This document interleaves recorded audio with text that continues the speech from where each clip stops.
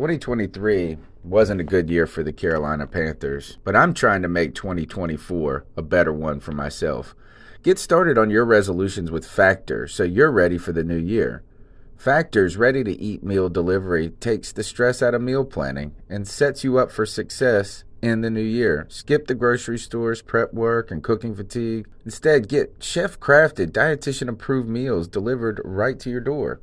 With over 35 meals to choose from per week, including keto options, calorie smart, vegan plus veggie, and more, plus over 55 weekly add-ons, you'll have a ton of nutritious and flavorful options to kickstart your resolutions. Skip that overpriced takeout trap. Factor is cheaper and way more delicious than takeout. Get chef-crafted, restaurant-quality meals delivered right to your door, and they're ready to heat and eat in just 2 minutes, which means more time for you. Head to factormeals.com/C350 and use the promo code C350 to get 50% off. That's code C350 at factormeals.com/C350 to get 50% off. Looking for a fun way to win up to 25 times your money this basketball season? Test your skills on Prize Picks, the most exciting way to play daily fantasy sports. Just select 2 or more players, pick more or less on their projected stats, and place your entry. You could turn $10 into $250. Right now, Prize Picks will match your first deposit up to $100. Just visit prizepicks.com/fan and use code FAN. That's code FAN at prizepicks.com/fan. Must be present in certain states. Visit prizepicks.com for restrictions and details.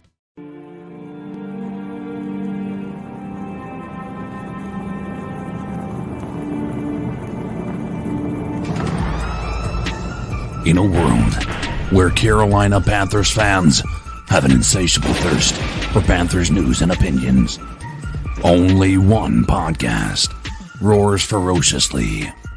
It's the C3 Panthers Podcast. Yo, C3 Panther family, what it is. I'm your co-host, Cody Lashley. Tony will be joining us in a moment. You know, the professor has PC troubles. He'll be all right, and he'll be joining us in no time.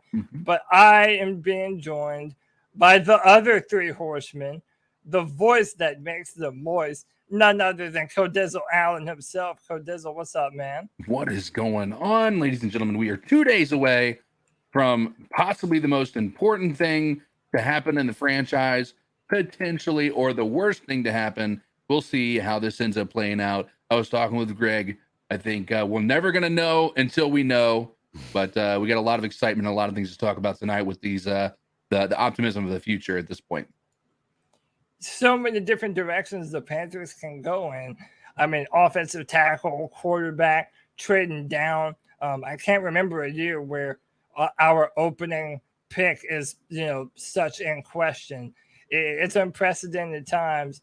And we're going to be joined by the Bat Daddy, the Stat Daddy himself, Greg. Greg, how are you, brother? I'm doing great, man. It is, like CK says, it's so exciting being this close to the draft. I can't stop thinking about it. I think before we got on, I probably played out, 15 different scenarios that the Panthers could do. Because and CK is absolutely right. I mean, you don't know till you know. This could be a win-win-win no matter what we do, or we could just be a total loss. But I think one thing we agreed on was if it's not an offensive tackle or a quarterback in the first round, that's the only way it's a definite loss. Yeah, I mean, dude, who knows? I really get the feel like this could be a real wild card year. I do think it'll be between the 2 positions. But listen, we have a great show tonight. Scott Fitterer, Dan Morgan, and the gang sat down for a press conference earlier. I live reacted to that. You can look at that on the channel. But we're going to be talking about that a little bit tonight. But listen, man, you already know that we're going to do the C3 Panthers podcast with the best fans in all of YouTube. You know them and love them. It's our man Drew, Alex McKenzie, Alex Stark, Antoine Henderson, CJA, Dan Floyd, Eric Alexandrian, Lynn Leonhardt, Lawrence Trevette, Panther Pickle, Panthers are Kings, Tim Estes, Tony Dunn joining the show, and nothing to it but to do it, brother. Let's roll. Let's roll, man. Hopefully you guys can hear me okay. Of Yep. course, Loud and clear. thank God, the computer needs an update and a reboot, and I've been so busy. I didn't even walk up here because of dinner and all of the stuff going on. Busy day, busy week. And then it was just disaster strikes Chrome browser. But I'm here on the C3 Panthers podcast, the longest running Panthers podcast, brought to you by CarolinaCatChronicles.com. Smash the thumbs up button. Be a part of the show by calling in at 252-228-5098. We've got your draft preview in store tonight. Turns out that Scott Fitterer and his gang, his crew, addressed the media today when it comes to the Panthers going into the draft and gave us a little preview. So that's kind of interesting. We got some good things to talk about. We've got guest Ryan Roberts tonight coming on at 9:30 Eastern from host of Bleav in NFL Draft Prospects to help us kind of preview some of the opening phase and what is bound to be an uncertain but a certainly exciting first rounder, at least top 15 to 20 picks. So really a lot of things to be thinking about when it comes to offensive tackles, quarterbacks, and potentially just best player available at that 6th spot. If somebody, the Thibodeau guy has been a name that's been floating around that could fall down there. And a lot of people are saying it's a guy you don't want to pass on. A little light, raw Myles Garrett, I heard one person compare him to. So we'll ask Ryan Roberts what he thinks about the storylines. And I just saw that either Adam Schefter or what's the other NFL version of that guy reported one of them reported that there might be some health concerns surrounding Evan Neal that could be pushing them down. So lots of look, the draft is only days away, folks. And I want to go ahead and remind you that Thursday night is the 9th annual C3 draft party. We'll get started at 7:00 and having previews with reporters and fans across the league about the teams, reports from Panther reporters. Hopefully some of the names that I thought I was getting some commitments for them have backed out even on a 1 and 30-second clip. But hey, it's busy time, but don't worry. We got you. We got a lot of good content. Peter Panacey coming to you. We've got Steelers preview, trying to focus on teams related to the Carolina Panthers. But you can be a part of the show not only by tuning in, jumping in. We'll be rotating some people in, give some people some opportunities to get their voice heard. We'll have the cat calls going. But we got the draft giveaway, and it should be pinned at the top of the chat. I got 2 ways you can enter, and I'm going to be giving away multiple prizes. We don't have a lot of entry so far, folks. I haven't pushed this very hard. So what you got to do is there's 2 ways to enter. You can jump in the Discord chat. I've got that linked, I Bleav, in that pinned comment.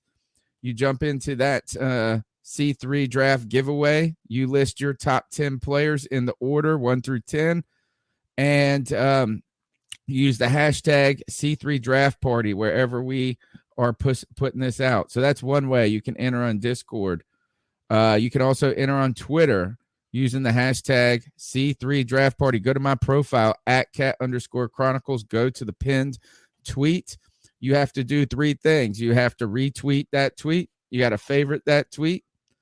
And then you have to reply with the hashtag C3 draft party. You put in your 10 players in order, and we will grade them on 3 criteria. A pick that gets the right selection and the right player. So say you get the 2nd pick and the player right, you're going to get 3 points for that. So any player you get in the right selection in the right spot, 3 points. If you get a player in just the top 10, I'm going to give you, I think 1 point. I got to look at the damn rules again. Like, yeah, what is it? Is it still pinned at the top? Hold on.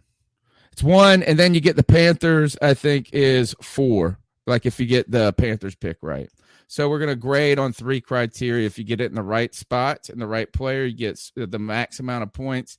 You get less if you just get the guy and he's in the top 10, but you don't get the selection, the number right. And then if you get the Panthers pick correct, you get 4 points. So we'll be giving away some T-shirts, some Cam Wows, maybe even some items like something, depending on how many entries we get, might be giving away like a signed Jonathan Stewart football, or I got some goodies in that closet behind me that for Panther fans. So you guys be a part of that giveaway. Did we introduce everybody else, Cody? I know I was late. Yep, we did. All right. Let's jump into the show then. Let's do it. I guess we are 2 days away from the 2022 NFL draft. And to be honest, fans, the good news, you don't have to watch all weekend.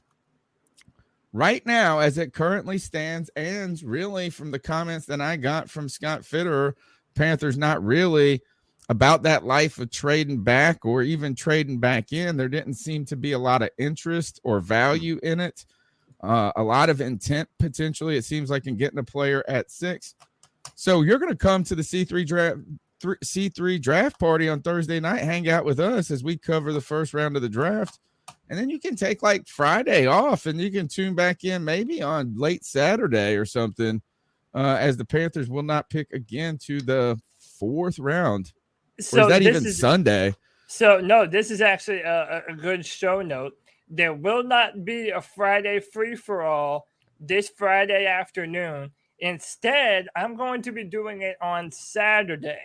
I'm going to be going live for the it's the 4th to 7th round.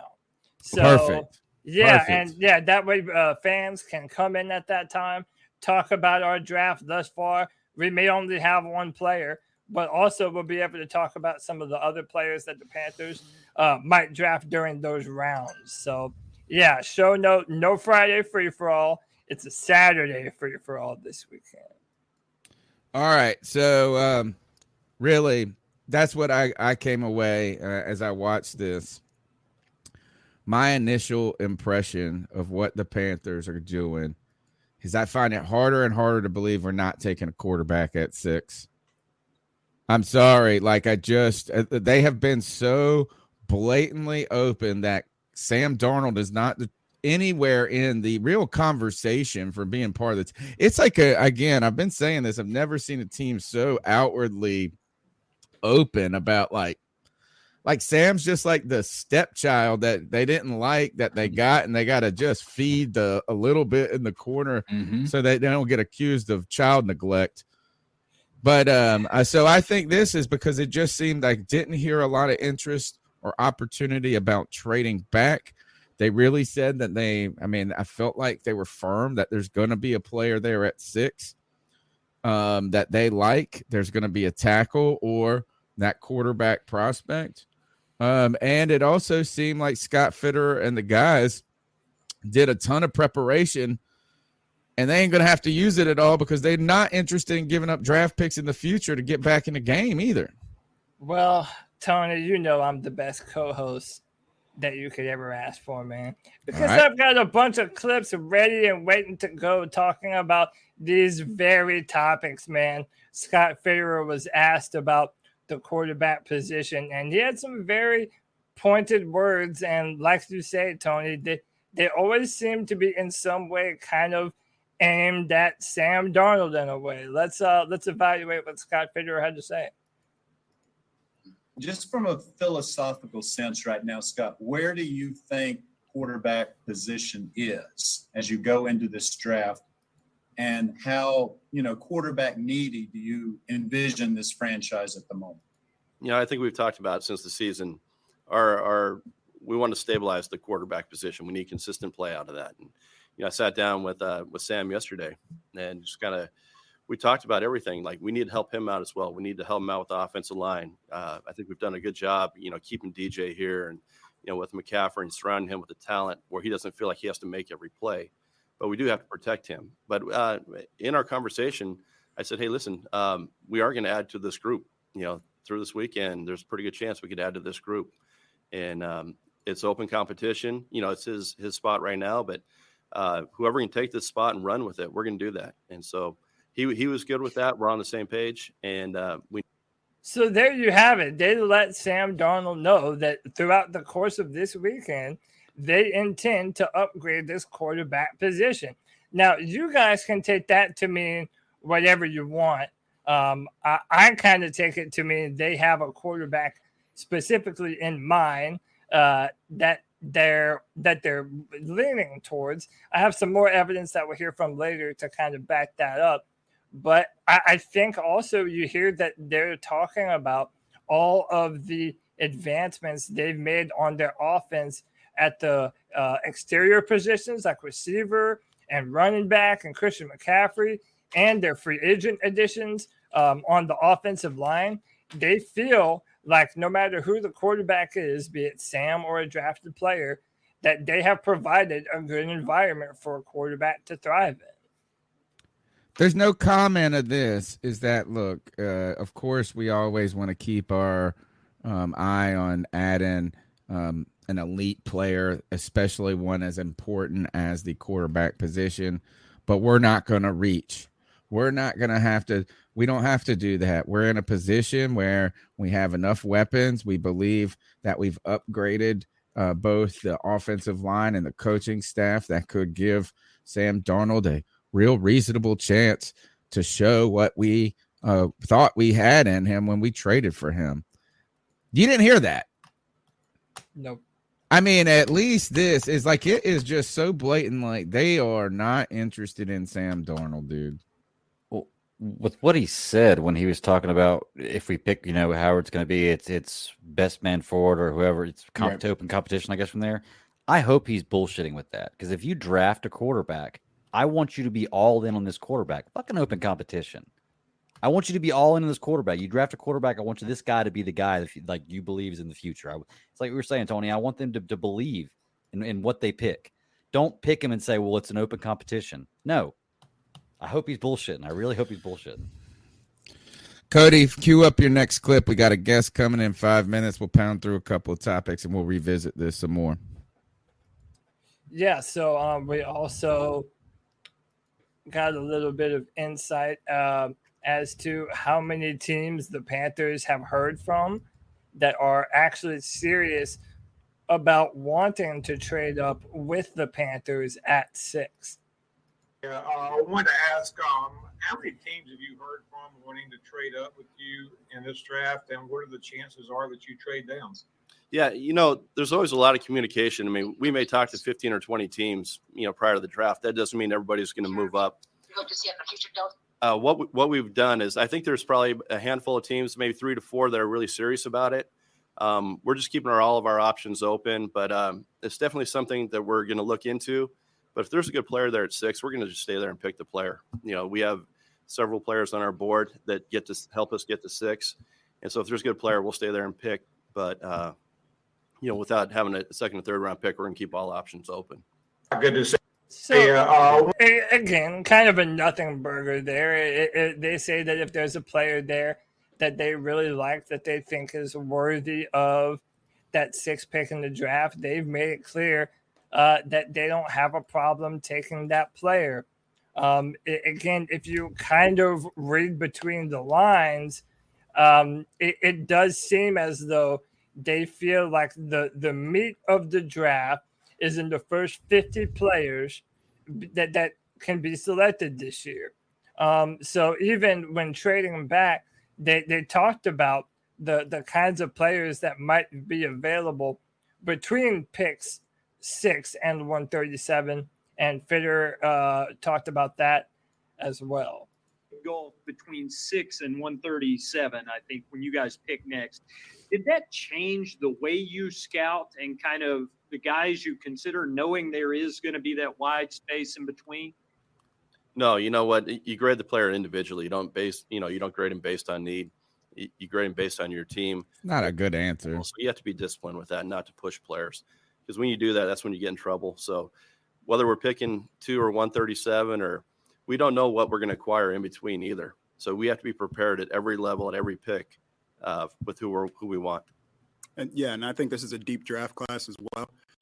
So I think regardless, we're going to find a good player, whether that's at 6 or whether that's later on in the draft. I think we at 136. Yeah. So why didn't you like that, Tony? Why didn't you resonate with that answer? Because I think what it is, so there's two things that I came away with the way the changing in the scouting process is. One, they have been very articulate about making it more robust than it was in the past, which is disappointing to me about the lack of robustness from the past, right? Like, I mean, if that's the case, like, and really what they are doing is they're just scouting more players with more detailed write-ups and getting these more. I feels like this is like it just seems like they're making a lot of decisions and doing their board off of a couple of blurbs that a scout wrote instead of really identifying a lot of players they think could be realistic options and then really spending a lot of time in the film about these guys and things like that. It just really seems like, hey, we got this database now where we've got more information. So it just kind of was a little disappointed on behind the curtain peek about how some of this is done. It's like it doesn't seem as expert as I hoped it would be at times. It's crazy that it took us so long to get such a robust scouting department as it is and adding this personnel. But I do think you have to be more prepared to get some players in the back rounds, dude. And what I would be saying is this is like, certainly we have to be prepared for every opportunity. If we trade back up, we can't be off, be making decisions poorly. So we need to be well prepared. But we also have to recognize that this draft, we don't have a ton of assets in the beginning, and we got to be prepared in this case to really try to hit some base hits in rounds 4 and 5 and 6. Or actually, no, we get 3 picks and whatever. Like so we're going to try to get back to back when we finally do pick in those later rounds. It does bear in mind. It just wasn't a great answer. It wasn't bad. It just wasn't right. So crazy. Our guest is getting ready to join us, but to that point that you said, Tony, they did say that they have looked at and scouted around 800 players, which is crazy to me, and that they have around 156 players on their draft board that are draft eligible. They also said that this year compared to last year, every player they had around 3 different full, in-depth, detailed scouting reports per player. He said this year they have 6. So really, literally at the start of the press conference, Federer made it a point to say that their evaluation process in this year's draft is deeper than the year previous. So I thought that bared mentioning since you said it was kind of, really off the cuff. Well, in the past, you know what I'm saying? It just really seems like it's like these things that like Walter football write-ups. It's like, I mean, the equivalent of that. And you just expect, I think, them to have, I don't know. I mean, maybe I just want to be more impressed by everybody. And I continue to argue that we entrust people in positions of power and we think that they are far more advanced and expert at things. And sometimes we find out they're not. And that goes from politics to football to podcasting. Hey, all right, let's go ahead. Don't forget, you're listening to the longest running Panthers podcast on the interwebs. This is season 12 for us, I think. On top of that, we haven't missed a Tuesday in 12 years, and the 9th annual draft party Thursday night. You can be a part of the giveaway. Check the pinned comment, the pinned tweet. You can be a part of the show by calling in at 252-228-5098. Let's go ahead and jump in to a deeper dive with some expert eyes when it comes to preparing for the NFL draft. Tonight, we've got Ryan Roberts, host of Bleav in NFL Draft Prospects on the Bleav Podcast Network, or we could just call it the Bleav Network now because expansion, and is analyst for RiseandDraft.com. Welcome to the show, Ryan. I appreciate you guys. Appreciate you. Thank you so much for having me. Man, thanks a ton for the time. We everybody is ready. Each year that this podcast goes on, the less and less I am like you and Cody Lashney. I used to get excited about every potential prospect, every draft write-up, and now I'm exhausted by it, and I just want Thursday to happen and the speculation to end. But We've got 2 more days of speculating, so we need your help. The Carolina Panthers have a interesting draft, and that is we've got a pick at 6. We don't have another pick for 100 and something picks to the 4th round, but we need to make some noise. It really seems like there's a lot of pressure on this front office and the coaching staff to not only just get this right and get a contributor, but getting a player that really starts a new direction going forward that could potentially save the job. So when you are just thinking as not an outsider, but an insider in the draft world, what are you thinking about the Carolina Panthers and where they're sitting and how they're looking? I mean, I think it's a really awkward type of conversation, honestly, with the whole Matt Rule situation, right? Because it is somewhat reminiscent of like Nagy last year with Chicago, right? He's coming into a make it or break it year, doesn't really know who your quarterback is. Are you going to reset the clock at quarterback when your job's on the line? Like, that's kind of a really awkward situation. And then you're going to run into the situation also where the next coach is going to be kind of glued to the hip with a guy because you just spent the 6th overall pick potentially. So that's where I'm looking at. I mean, like, people, I think, keep forcing a quarterback at pick 6, but I don't think I would. I really don't think I would. I think that obviously need at left tackle, right? Like, that's the first one I look at. I think offensive tackle is obviously a massive need. I think there's going to be a run that starts probably a couple picks earlier than this, but luckily you have 3 offensive tackles that most people are pretty comfortable with if they're sitting there at 6 overall. So that would probably be my expectation for it. I don't know if I would take a quarterback just because, again, I don't think it helps you in the short term when you're a Coach Rule that is on the hot seat, literally. And I think that offensive tackle makes the most sense, but I don't know. It tends the NFL kind of panics for quarterbacks sometimes. So I wouldn't say it is the most outlandish thing to think that they could be the first spot for a quarterback potentially. Let me ask you this, because it's such a coincidence that the Panthers, they need a quarterback in the year where their division rivals could also be drafting a quarterback. Do you think there's any truth to the notion that, well, if the Panthers do like a quarterback, maybe they should indeed take him at 6 instead of risking him going, say, number 8 to Atlanta and being someone that's going to be a thorn in your side for the next 10 plus years? Do you think that in any way weighs into this conversation? I mean, it would, Cody, if there was a guy that I was really comfortable with that I was terrified of. I mean, I saw someone put on that was like, you need to draft Kenny Pickett because you don't want to face him for the next 10 years. I'm just kind of like, really? Are you that terrified of Kenny Pickett? I mean, I personally wouldn't be, right? So I think if there was a really good quarterback that ideology makes complete sense. I just push back on it a little bit because I just don't know if there's a quarterback there that I would be like, wow, I really don't want to miss on that guy, because I don't even think that you would even question this pick if that was the case, right? So I wouldn't personally.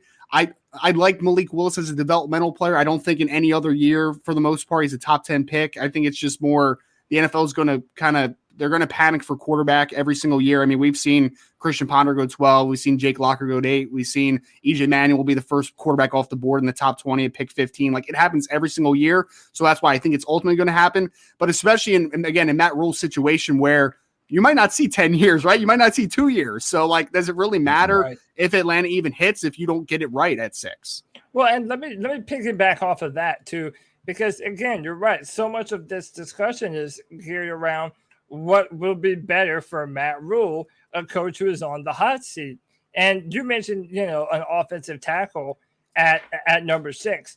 My question to you is, what does that potentially do more for Matt Rule this year as opposed to taking a quarterback? And keep in mind, this is in context of Sam Darnold continuously being one of the worst quarterbacks in the NFL. And they might actually see the talent they have on the offense.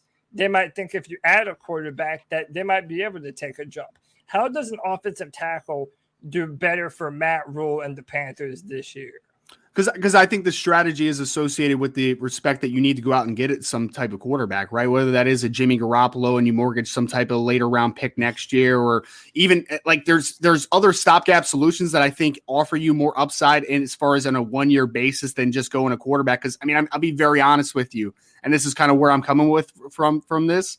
Sure. I just honestly do not think there's a quarterback that's worthy a top 10 pick. Like, that's just all it comes down to. Like, I just don't see a guy, right? Like, if there's a guy that's even borderline, I would think about it. But like, I don't have a quarterback that's graded as a first round player this year. Like, I just don't. So in my estimation, I just think it would be not only. I don't even think it would. Because I don't think it would be beneficial for Coach Rule, because I don't think a rookie quarterback coming in, even though Sam Darnold isn't good, I think we could all agree on that. Is it a guarantee that he's going to be better as a rookie than even a Sam Darnold would be in year 5 or 6 or whatever it is at this point? And then also it's setting back the next franchise either way. So like, I think either way, it's a little bit of a double-edged sword. Like, I just don't think that there's a quarterback that makes sense at that spot. Last question about quarterbacks, and we'll turn our attention to left tackle for a moment. Is there any chance that this fear of picking a quarterback at 6 is colored by a couple of factors? And this is what I think of. Number one is that a pre-existent narrative that this was a bad quarterback draft class, right? Is that we came into the season where all the draft people had decided 8 months, 10 months ago that this was not the class, that last year was a historically great class. This was an underwhelming one, and next year is a great one. One, I think there could be some weight of that narrative. Two, when it comes to a quarterback, if a guy, I understand that guys have been picked at top levels, a 10, you Ponder, you referenced, and some guys like that, and they haven't panned out. But really, is there a difference in a player and a quarterback being selected in the second and not panning out, and then being selected in the first and not panning out? Is there any point that where it just goes is that drafting a quarterback is a high risk proposition in itself? They don't often work out. If a guy is worth a 40th pick and turns out to be your starter in 2 years, why isn't he worth a number 6 pick? I mean, a lot of great questions. I think the first layer I would kind of tackle there is I understand that groupthink is a real thing with the quarterback class sometimes, right? Like you look at the quarterbacks and there's just kind of been a predetermined understanding that like this is just not a great quarterback class. But I mean, my initial pulse to that is just, for as a guy who's kind of, just done the work, I can only talk from my personal perspective, obviously. And I don't think that there's a quarterback in this class that you just look at and say, like, that is a franchise building block. Maybe it's Malik Willis if everything hits, but is Carolina set up in a situation now with a potential lame duck head coach with, pieces that need to be, put into place all over the roster, where you could say in a real world right now that Malik Willis is in a great situation in Carolina? I don't know if you can potentially say that, right? And to your other point, I mean, if you miss, you miss, right? But there's a big difference, in my opinion, of a top 10 quarterback and then a quarterback that's going down the board a little bit. Like we saw Josh Rosen get picked. What was he, 11th or 12th or whatever he ended up being in Carolina? They ended up just dumping him a year after because there was a change of regime, and he obviously wasn't the guy. So we've seen it be successful 2 degrees, but like that is a very outlier situation. Like that just doesn't always happen. So I'm of the pick. I know there's a lot of people that say also second round quarterbacks are just not a thing because like they're guys that are going to be drafted in the first round. But there's also been successes that you can look at and say like, but it has worked at times. And I just don't know if you're investing to the highest degree where you can't move on a little quicker. Like there's just some people that if there's just some organizations that feel that they have to make it right if they draft a guy top 10, they feel like there's an obligation. It's a falsity in my opinion, but like it does happen. So I think it's just easier in your mind to move on from a second round pick or even a later first round pick than a top 10 selection. People just want to try to make that work because I mean, it can set franchises back several years if you get it wrong at the quarterback spot, obviously. I've lied. I have one more question about quarterbacks, and then I'm going to pass it to Cody. Is what's the difference between Malik Willis and Trey Lance other than height? I mean, I think Trey Lance is just a more natural thrower, not even just pure arm strength, because I think you can argue that maybe Malik Willis has as strong an arm or maybe even stronger.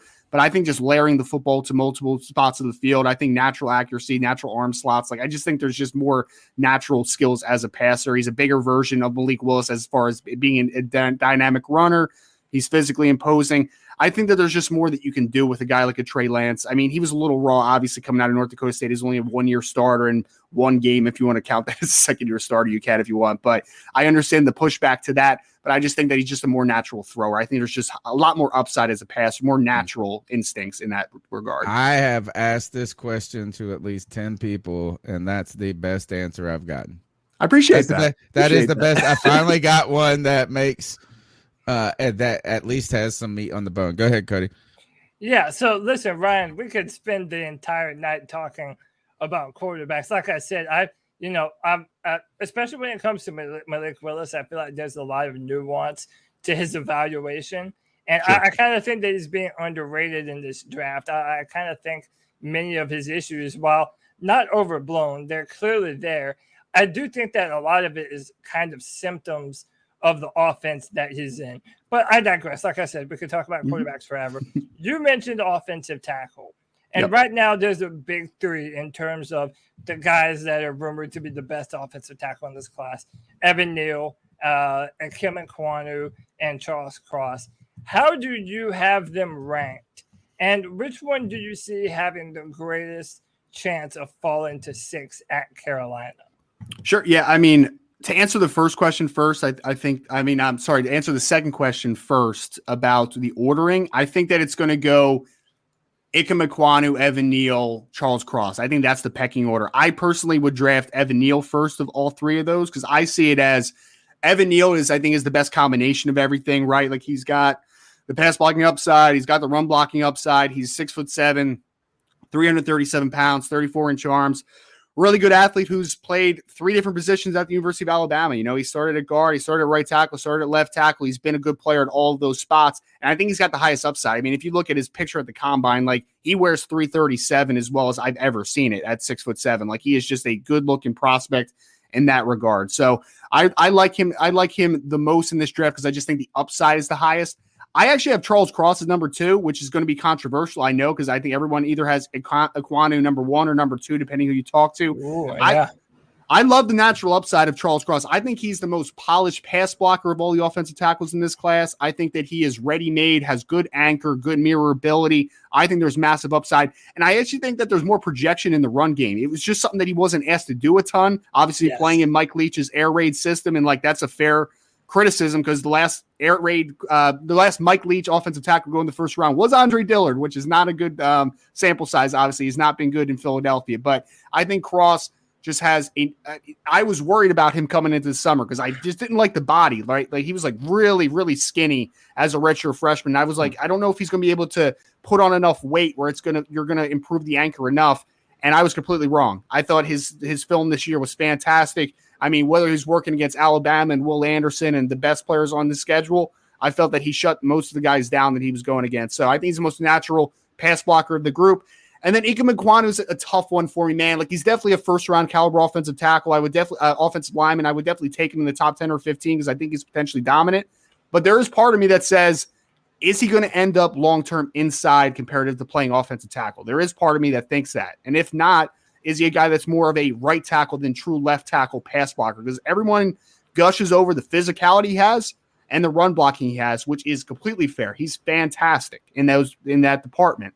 But in pass blocking, if you turn on the Florida State film against Jermaine Johnson or even the Clemson game against Miles Murphy, who's going to be in the draft next year, who's potential top 10 pick next year, length gave him a lot of issues, man. And it's weird because he doesn't lack length. He had 34-inch arms, and he's a good athlete, obviously. But for whatever reason, it gave him some issues. So I am struggling a little bit with him as a pure left tackle at the next level. So that's why I have him slotted at 3. But ultimately, I think the NFL probably likes him as much as Neal, maybe even better. So I think that he ends up going the first of the 3. And at 6, I think that you could have a choice between Evan Neal and Charles Cross. Pick your poison at that point. But I think Charles Cross makes a lot of sense if he lands into that spot. Do you think it's fair? And then I'll pass the mic to my man Greg here. You know, I even kind of said this about Cross and Ekwonu, is that they're kind of the yin to each other's yang.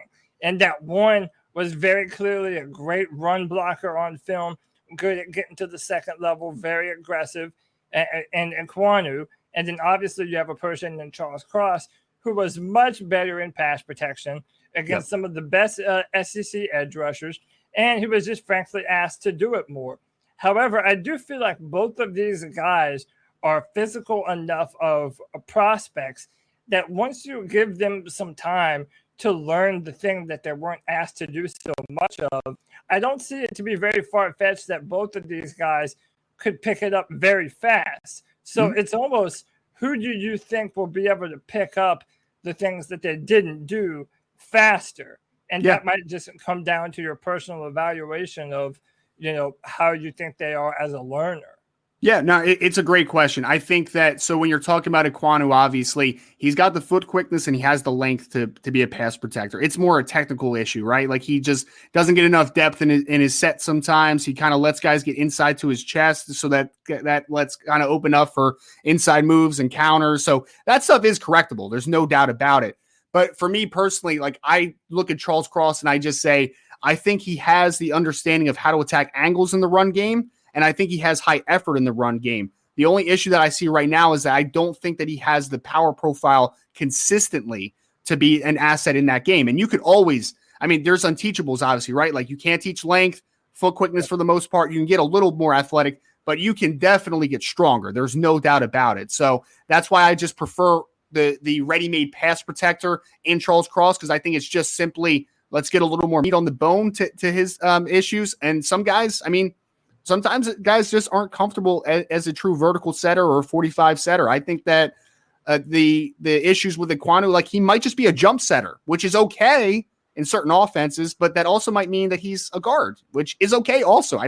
There's a stigma around it, man. It's like Zach Martin ends up, moving from left tackle to guard in the NFL coming out of Notre Dame, and he ends up being a perennial pro. Does anybody care anymore that he, maybe he could have played tackle in the NFL? I don't personally. It's just the style that he plays. Okay. CK, you want to jump in there? Yeah. So, first, I guess the biggest question right now is the reports today of Evan Neal. Carolina Panthers have been Panthers fans have been, they've gone from at the end of the season last year from don't talk to me about a quarterback until we fix the offensive line. That's been our mindset for a while now. And the problem with that mindset is the playoffs happened. And we saw what happened in the playoffs with every team having that quarterback, and it made you quarterback hungry. And but that also left open the idea of getting somebody like an Evan Neal. The news about him coming out, do you Bleav there's any fire to that smoke, or what do you think on that? Yeah, it's always unsettling this close to the draft, honestly, right? Like, especially last year was even worse because the combine was canceled, so you got that stuff like last minute. Like, you didn't hear about Jeremiah Owusu-Koramoah's heart issue until like an hour before the draft started, right? So at least we're getting it a couple days in advance. I always buy it a little bit, man. Like, this is like the 50-50 season, right? Like, I Bleav about 50% of what I hear. The other 50 I just kind of throw out the door. And when you hear from reputable sources, obviously there has to be a little smoke somewhere. So I've heard there's medical rechecks on Evan Neal. I've heard Kenyon Green from Texas A&M. There's a medical recheck on. I've heard Devin Lloyd's another guy out of Utah that there's a medical recheck on as well. So I buy it a little bit. It hasn't hindered his performance. I don't even think he ever missed a football game at Alabama. So that's why I'm kind of like optimistic that maybe it's not a major issue, but I honestly don't just have enough in-depth information to exactly what the issues are other than what I read to really be thorough that like, oh, this is not a major issue or this is a major issue. But for me right now, I remain optimistic. It wasn't an issue in college, at least missing games. So I don't think that it's a major issue unless there's something way underneath the testing that kind of came up. For sure. Sorry, I had the mic muted. I got a real quick question. You were talking earlier about your quarterback ratings and how you don't have a quarterback that's rated in the first round. And quite honestly, I don't go in as depth as y'all do, but I don't have one that I feel like is at a number 6. You have to get this guy. So I'm kind of on the same boat with that. So I'm okay if we don't get a quarterback. But based on what Detroit's going to do, Detroit, there's a possibility they could, because you never know what's going to happen. Yeah. You talked about teams being quarterback hungry, and it always happens. You're right. Once the first one's off the board, they tend to start falling after that. People panic. We have 6 teams in the draft this year with 2 picks in the first round. Which is absurd. NFL record. Yeah. It is pretty crazy. Do you see any of these teams, the Giants, the Saints, the Eagles, the Jets, the Packers, or the Chiefs, trading forward if Detroit does draft a quarterback first because they panic? It's possible. It's very possible. I mean, to be fully transparent about the quarterback thing, right? Like, I don't think there's a quarterback that's worthy of a top 10 pick, but I in this certain situation in the first round, I think I would take a shot on Malik Willis because I think he does have upside to being that type of player. Now, for the teams that I think are going to be interested in him, I think Carolina's one. I do. I think that at 6 makes a lot of sense. I think Atlanta makes a little sense. They have Marcus Mariota as their stopgap or whatever. They can bring him along a little slowly with still a young staff. That makes a ton of sense. The Seattle Seahawks trading Russell Wilson at sitting at 9, like that one makes a little bit of sense to me. I don't think there's going to be a lot of movement high in the draft because I just don't think that I don't think anybody is going to look at, I want to phrase this best I can. I don't think that there's a top 5 pick worthy of being of trade up this year. I just don't think it's a top heavy class in that regard. I think there's going to be a lot of teams that want to trade back because, in my opinion, like the Kansas City Chiefs are gold this year. They got 12 overall picks. I want as many picks in this class as possible because I think I heard somebody talking about it before I got on. Last year, for a little context, there were 650-ish players that were draft eligible. This year, it's over 2,100 with the extra year of COVID. So it's a crazy year in terms of depth. There is volume in this class. So you want a lot of picks. So I'm just struggling with the idea that people are going to be so willing to give up draft capital to get up. I think more people want to go back, but the problem is that that's counterproductive, right? Like that kind of butts heads a little bit. So I honestly don't think there's going to be a lot of movement early. I think middle, late first round, definitely on day 2. That's when you're going to kind of see movement to maybe even trading up and trading back to maybe even get some 2023 draft capital at this point. Tremendous insight from Ryan Roberts. Let's keep digging into it. When we mention trading back, this is something that all Panther fans have continued to say is the answer in this draft class. And I have said this since the beginning. It sounds great. It sounds fantastic. But you have to have somebody to dance with at the party for that to actually happen. Right. And for somebody really has to want that number 6 pick. And in this draft where I don't see a consensus number 1 overall pick at who the hell are the Jaguars going to get, there's an argument for like 4 different people. They don't even know right now. Trent Bolton has no idea what they're doing draft. Yeah, I know. Yeah. And on top of that, I think if we look at offensive tackle, if we look at quarterback, if we look at every positional group almost in this draft, there's not even a consensus number 1 of that group, right? So like this is, to me, it sounds like trade back in theory sounds awesome, but it doesn't sound always like it could happen. And on top of that, every time I want to trade up, everybody says it's going to cost you a freaking fortune. It's going to cost you all of this crap to move from 17 to 9. They're like, you got to give up like 2 firsts or like all of this crap. I'm like, why is it, man? Panther fans are like, we'll take a 4th and a 3rd in your first. Do you see, what are are there any ripples that the Panthers may be, how can they trade back? Is it the Saints? You know, like, I mean, and imagine that trading with your own divisional rival. Yeah. It just seems bizarre. Is there an opportunity for the Panthers to trade back? Let's focus that. If the Panthers want to trade back, how do they do it? Yeah, I mean, it's a great question. I think there's a lot of teams that want to trade back. I mean, you just mentioned Jacksonville. I think Jacksonville's leaving everything on the table because they're like, oh, this guy might get picked. Oh, no, that guy might pick. Now, someone come trade up, right? Like somebody's come. Yeah, but nobody wants to do it. Exactly. That's that. There's no of heads. Trevor Lawrence. Exactly. There's not the quarterback that's going to elicit that trade, right? Like that's not going to happen. I think Carolina's more than likely to a team though in the top 5 that I kind of already mentioned because there are teams, and we talked about it, 6 teams that have 2 picks in the first round. So there's ammo to move up. And I think that it depends what run starts early. Is there going to be 2 or 3 defensive ends off the board in the first 5 picks? Corners.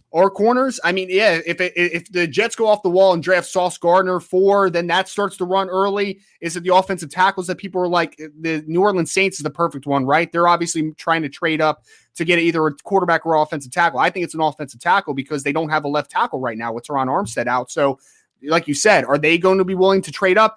Will Carolina be willing to trade up with the division rival? It doesn't usually happen, but last year the Philadelphia Eagles traded with the Dallas Cowboys. So like maybe I don't know. It's not traditional that's gonna happen, but I think that there is an opportunity that it happens because I think that it really depends what run starts first. If there's a run that starts early, like if two of those offensive tackles are off the board, and there's a team like a New Orleans Saints, or there's a team, because every team needs offensive line help. Like it's just like consistent across the league. Like there's just not a good enough offensive lines in the NFL.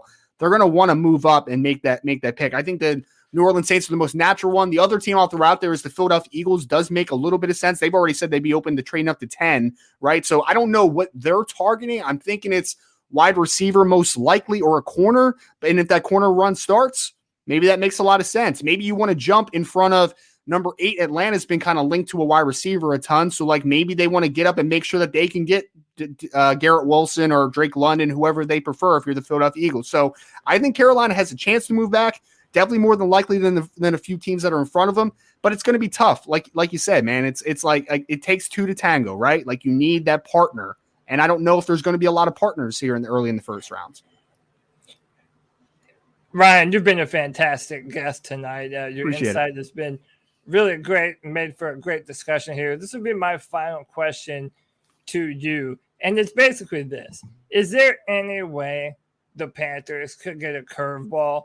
Like we just talked about all the options, right? OT, quarterback. You said that's kind of a long shot, but maybe even a trade back, maybe even with the division rival Saints. Who knows?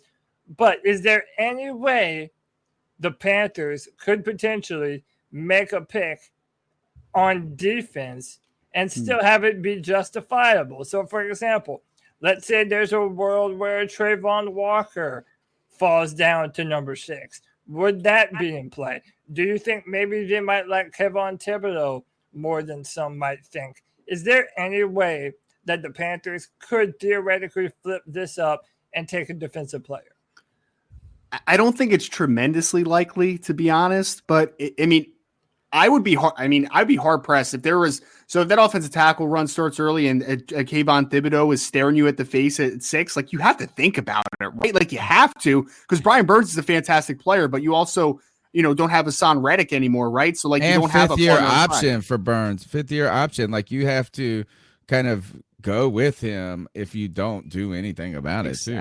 Exactly. Yeah. And obviously I love Brian Burns. I was a huge fan of him coming out of Florida State and getting him a running mate.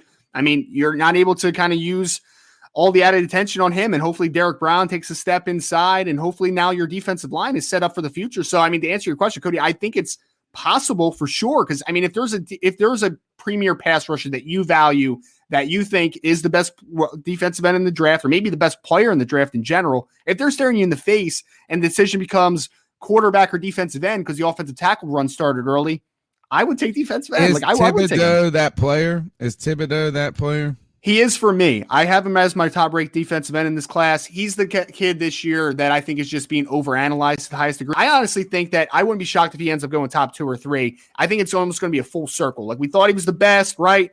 Kind of gets knocked down the board a little bit, perceived, right? Oh, it's character. He doesn't play hard, even though that's not true if you watch the film. And then he comes full circle and he's like, oh, he's the 2nd overall pick. Like I think that could happen. But if he's there staring you in the face at 6, I wouldn't hesitate taking him. Awesome. Yeah, man, I was going to say this is I'm going to quit this podcast if we don't take a damn tackle or a quarterback at this point. I ain't going to quit. The only way I would quit this podcast is the team ever moves. Then I'll just quit it. But, I kind of wonder at that point, maybe you can't be a prisoner of the moment. My final question goes this. Mm-hmm. Every year, what's great about the NFL draft is that with all of the speculation, all of this and that, a lot of times it turns out to be wildly different than anybody predicted. Maybe last year was the most predictable of beginnings of drafts, but even there was some uncertainty about what San Francisco was going to do, who their guy was. There was a lot of, rumors with Mac Jones. And I made a nice little coin on predicting that Trey Lance one on one of the sports books. Yeah. I just wanted to throw out that one. Yeah. I made a little coin on that one. I always think there's one draft in my mind that sticks out as the draft that wake up broke your, we can hear you by the way, Cody, let you know. we the one draft that just kind of is the poster child of the FU in your prediction draft is the John Ross draft, where 3 wide receivers go in the top 10 when nobody predicted that there was a top 10 receiver, let alone really, like a lot of people were saying there wasn't a receiver in the top 20 that was going, and all of a sudden it went crazy. What would make this, like, what's the crazy thing that could happen? I mean, I know there's like an endless amount of possibilities, but I was listening to I don't like to listen to a lot of the mock draft stuff. I was listening to one. I'm guilty. I listened to one yesterday, and they had a bunch of corners. They had Sauce Gardner going at 3. They had like something like 4 corners going in the first round. Mm-hmm. It was like 4 or 5. Like, what? I know you said runs, but what could you legitimately see him be in the curveball in this draft? I mean, I think it's the quarterback at 2, right? Like that's the number one for me. If Detroit is actually interested in Malik Willis, and that kind of throws everything off a little bit, because then you're like, where's the next defensive end going to go? Where's the offensive tackle run going to start? Like that could flip everything on its head. And then you even get to the quarterback needy teams perceived, right? The Panthers, the Falcons, like what do they do now? Or they want to trade back more? The people that want to go to trade back now, because there's definitely no quarterback that's worthy near that type of valuation. So I think quarterback at 2 is the one that makes the most sense to me. Like that could throw a lot off. But then I was honestly thinking about if Sauce Gardner goes number 4 to the Jets or number 3 to the Texans, like at what point would you now take Derek Stingley? Is he a slam dunk top 10 pick then at that point? Because you want to make sure you have your guy. If you're the Jets at number 10 now, are you sitting there and saying, like, if Derek Stingley goes number 3 to Houston, are you then like, man, I might need to take Derek Stingley with one of my 4 or 10th pick because I need a corner opposite Bryce Hall, and there's no guarantee that they'll be there at 10 anymore. Like, do I need to take him at 4? Do I need to move up from 10 to make sure I get my corner? Like, so I think the corner run starting early is a big one, but number 1 for me is always that quarterback at 2, because I don't think people are prepared for that one in case Detroit does take a quarterback at 2. I don't think it's going to happen, but that would, I think, really throw everything on its head a little bit. Is there a linebacker that we could get in the 4th that would be like a steal? That's what I like. We really could use a linebacker. Yeah, I mean, it's a great linebacker class. It really is this year. I would have told you before the Senior Bowl and before the Combine, maybe Troy Anderson from Montana State. I don't think he'll be there anymore just with the testing that he had. Like, he was just fantastic all the way around. I think guys like a Channing Tindall from Georgia could be there, who's a dynamic athlete. A really weird one, though. He never started a game at the University of Georgia because, I mean, they literally went from Monty Rice and Nakobe Dean to Nakobe Dean and Quay Walker, who Quay Walker might be a top 40 player in this class too. So if a guy like a Channing Tindall, though, with his 4.47 speed is there on the second level, like that's a guy that makes a ton of sense. So there's linebackers throughout. Like a couple of those guys I just named. I'm a big fan of Terrell Bernard from Baylor, who's a little bit of an undersized kind of run and chase will type, but man, he has some great eyes, great lateral quickness, and he really closes on the football a ton. So there's a ton of linebacker options, I think, in the 4th. Cody, who is the defensive tackle from the Georgia Bulldogs that is like he was like just absolutely dominant for? Yeah, Jordan Wilson. Why are we? I have not heard his. So when I was watching college football this year, my wife's family is all Georgia Bulldog fans, and they all went to Georgia, and I was like, this dude. He's like, I was like, this mug is the greatest thing I've like, awesome. Like, yep. And everybody was saying, oh, he ain't even going to be there Jordan in the top Davis. 5. My bad. Jordan Davis. He's not even going to be there in the top 5. Why is his name not as popular right now? Yeah, I mean, he's a freak of nature, first and foremost. I mean, he's 6'6 plus, 341 pounds, 34 plus inch arms, and he ran 4.78 at the combine. Like, it's silly. Why is he not higher? Why is this dude not?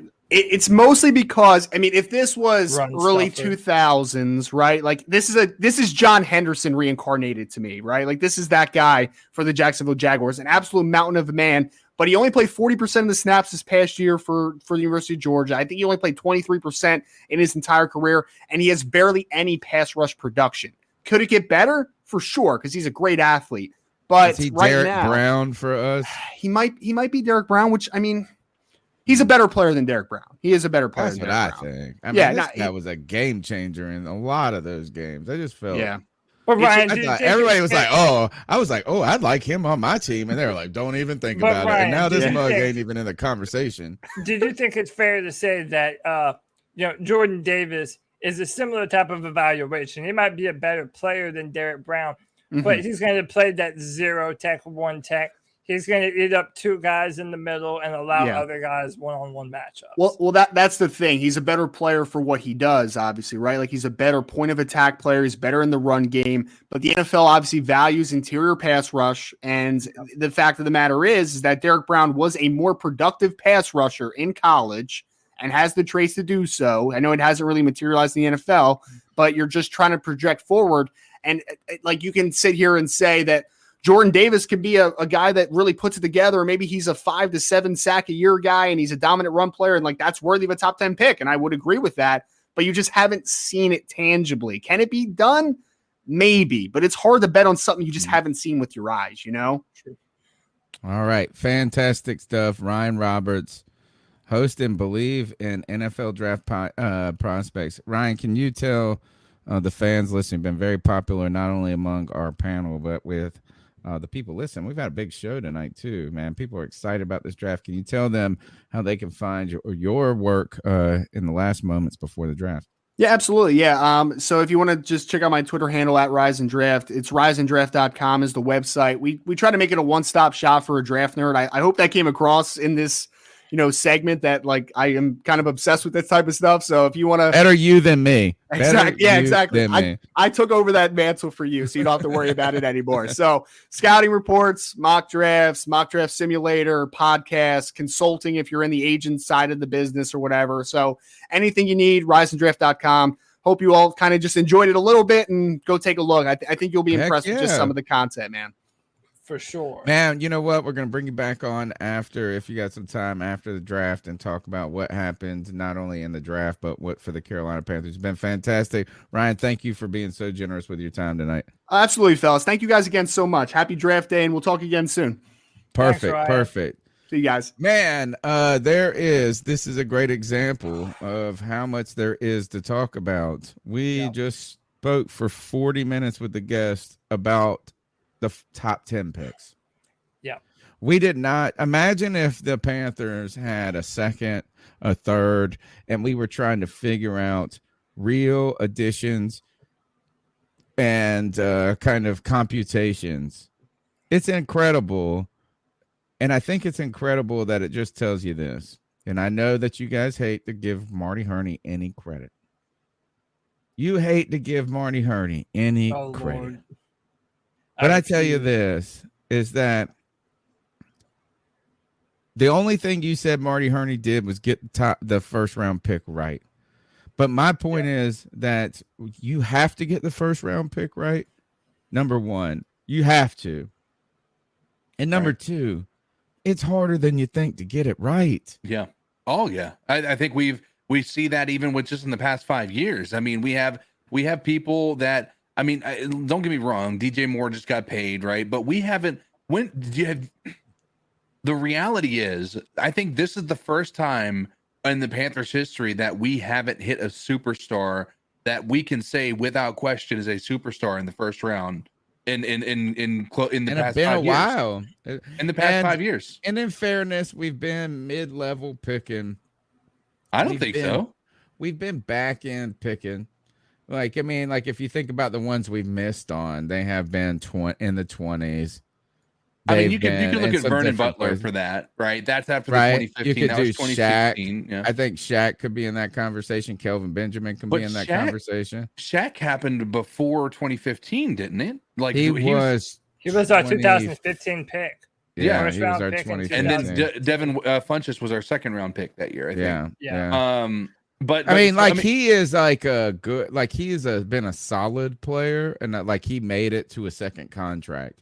That's good, right? I think even with Brian Burns, I think Brian Burns has been a pleasant, not surprise, but I mean, he was kind of a mid 16th type level pick, and he's been better than arguably Derek Brown. Some But that's people would what say. I'm saying. Look at the last, like, here's the thing is when you look at the past few years, we can't judge JC Horn off of his Right. year because he got injured, Too right? yeah, But so you can short. also say that he did get injured, so it was a wash. So we don't know yet.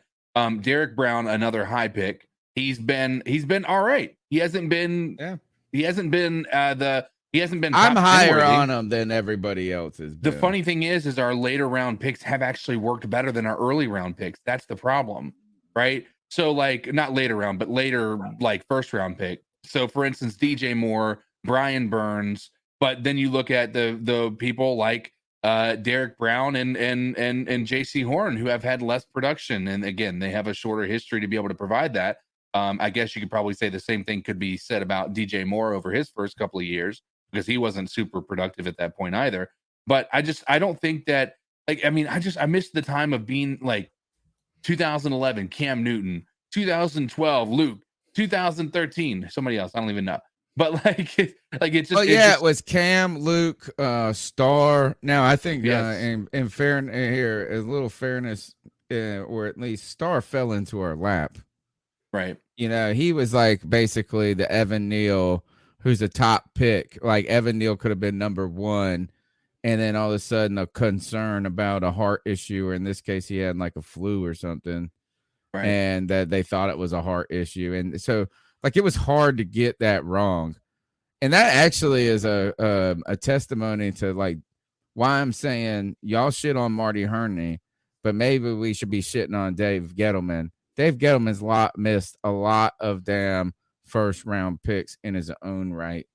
And they haven't lived up. I mean, you can go Saquon Barkley, Daniel Jones, the Tony guy. I mean, we don't even know if he wants to play football. Kelvin Benjamin. All of these, yeah. I mean, like anyway. Vernon Cody, Butler. the mic is yours. Once you unmute it, you get us up in man. this game. So listen, first and foremost, guys, be prepared for our draft show this Thursday, man. This is our premiere show, man. And you know what, Tony? I think this is also going to be my 3-4 year anniversary on the show. Nice. Because my first time. Who was your first one? The DJ Moore draft. That was my first. Nice. That was my first time ever coming on the show. So it'll be an anniversary for your boy. But man, listen, we're going to have so much fun. We're going to have so many people that are going to be calling in, leaving cat calls, some voices you might know. And one of those among them is none other than Natalie Miller. Now, if you don't know Natalie Miller, I highly recommend you follow her on Twitter. She's a great source of news and information, and formerly with Cat Scratch Reader, right? And a NFL quarterback guru nerd. Yeah, and she puts out her top players of the draft. I mean, she's fantastic. Follow Natalie Miller. It's at @nat_NFL draft. But she was kind enough to give us a tidbit for the show tonight, and she'll elaborate it more. On it more in the cat calls. She said, a little tidbit for your show. I spoke with someone who told me some cool draft stuff tonight. Panthers have their eyes intently on Trayvon Walker should he drop. This is the Georgia end. Yeah, this is the defensive end on the Georgia. Now, I didn't see what David Newton said, but she also said, ignore the David Newton smoke about Jimmy G. They do like him, and is certainly on the table. Really? That is disappointing to me for the very reason that Jimmy G, he can't even throw the football right now. Well, so that's just what she's saying. And then she also goes on to clarify on Walker. That's if those 3 tackles go early, which is entirely possible. OT is the priority. So number 1, OT, top 3. Number 2, Walker if he fell. Number 3, trade down. Number 4, eat it and take Trevor Penning. So I then replied to her, wow, all that over quarterback, even Trevor Penning. And she replied to me, I don't think they have top 10 grades on the quarterback. And wow, the smoke. Somebody said it earlier in the show. This is smoke on smoke when it comes to the quarterback stuff. Wow. Are they forcing Detroit's hands? Are they trying to get teams to bolster up and trade up ahead of them? Or are they just trying to say, hey, we can get away with something. This guy's going to slip to us. And then, boom, we're actually on a defensive player. I tell you this. I am going to have to reset my brain and my heart and my mind on the draft show. I'm going to have to like log out or a tackle. Like, I mean, it's like, I'm going to need y'all to calm me down like last year and tell me why JC Horn was so fantastic. And again, I'm okay with it if that's what you really believe. Right. So if they really believe this guy Brown is like so dope and it just fell into his lap and this and that, but I'm going to need y'all to basically resuscitate me. Because I really just need us to pick an offensive tackle. Like, I mean, I want us to pick a quarterback in one sense, just because, like, until you have a quarterback, nothing matters. So that may, and like, it matter. Like, if you're gonna pick him again, like I've said, if you're gonna pick him at 44 and say he's gonna start in a year, then you might as well pick him at 6 and say he's gonna start in a year. Yeah. But I've gone so long saying build that wall, Cody. Well, build that wall and imagine again the Rashawn Slater, and then you're like, oh, we're picking Sauce Gardner. Well, so listen, to Natalie's credit, she did say that the offensive tackles they have as priority in this class, which, listen, I think the Panthers are just going to do that. I mean, right now, I think the most milquetoast vanilla pick that the Panthers could make, honestly, would probably be Kenny Pickett. I think the most probable really? choice. That's milquetoast. I would actually be bold. I thought milquetoast would be Evan Neal. I mean, Neal or like Cross. It's just like I but feel that's like the thing. Neal. It kind of feels I'm like the they're only just person that's concerned about Neal. Is that I know they say he wears all that weight and this and that. He just doesn't look remarkably agile to me. I mean, look, I have a lot of criticisms about all these players, and I think that a lot of people do. That's why they're making the point that there is no pure blue chip prospect in this year's class. By the way, the final little thing from Natalie, she says she's been told people in the building are not in on any of the quarterbacks that are an elite player. Scouting staff likes Willis. It's just a tough sell when he needs to develop under a lame duck coach. Again, those might be her words. Yeah. But I mean, that's actually just real talk. Yeah, it doesn't seem far-fetched that's the mindset of this team. Now, that's been a real concern about drafting a guy, despite him being the guy or not, is that it just really feels like no matter what happens, it's going to be hard for any of it to be enough. But isn't that so disappointing, though? Like, the fact that we might potentially miss out on another franchise quarterback just to save Matt Rule's job. And I get that. No, actually, what it would be saying, I think, just as equally, is that we don't believe there is much that can save Matt Rule's job. Yeah. So instead, let's take this the slow and actually the cup half full approach, that it's probably going to be a new coach. Right. In a new era. I think that drafting a quarterback actually suggests that maybe somehow you think you could make it work. Yes. With Matt Rule. Not likely. I just don't think Matt Rule is going to be the coach in 2023. I just don't see a world where it's going to happen. My biggest fear right now is that we draft a quarterback or we don't even draft a quarterback, but we maybe pick an offensive tackle and we could have traded back. And like, let's say Malik Willis drops to 19, right? Being able to trade could have back. gotten a tackle and Malik right. Willis. Could we have traded back with somebody, gotten Willis, and then gotten a second round back, and then being able, like, I feel like there could have been, that's my biggest worry about drafting at 6 is what if? What if we didn't draft him at 6 and we were able to trade back and get him that exact same pick, but also add a second round pick to the mix as well, right? You know, that's the tough part. And I don't think, like, the thing that I think is important, and this is why I do lean offensive tackle, you know, some days, is that we haven't drafted, I put that type of premium on offensive tackle since Jordan Gross. Mm-hmm.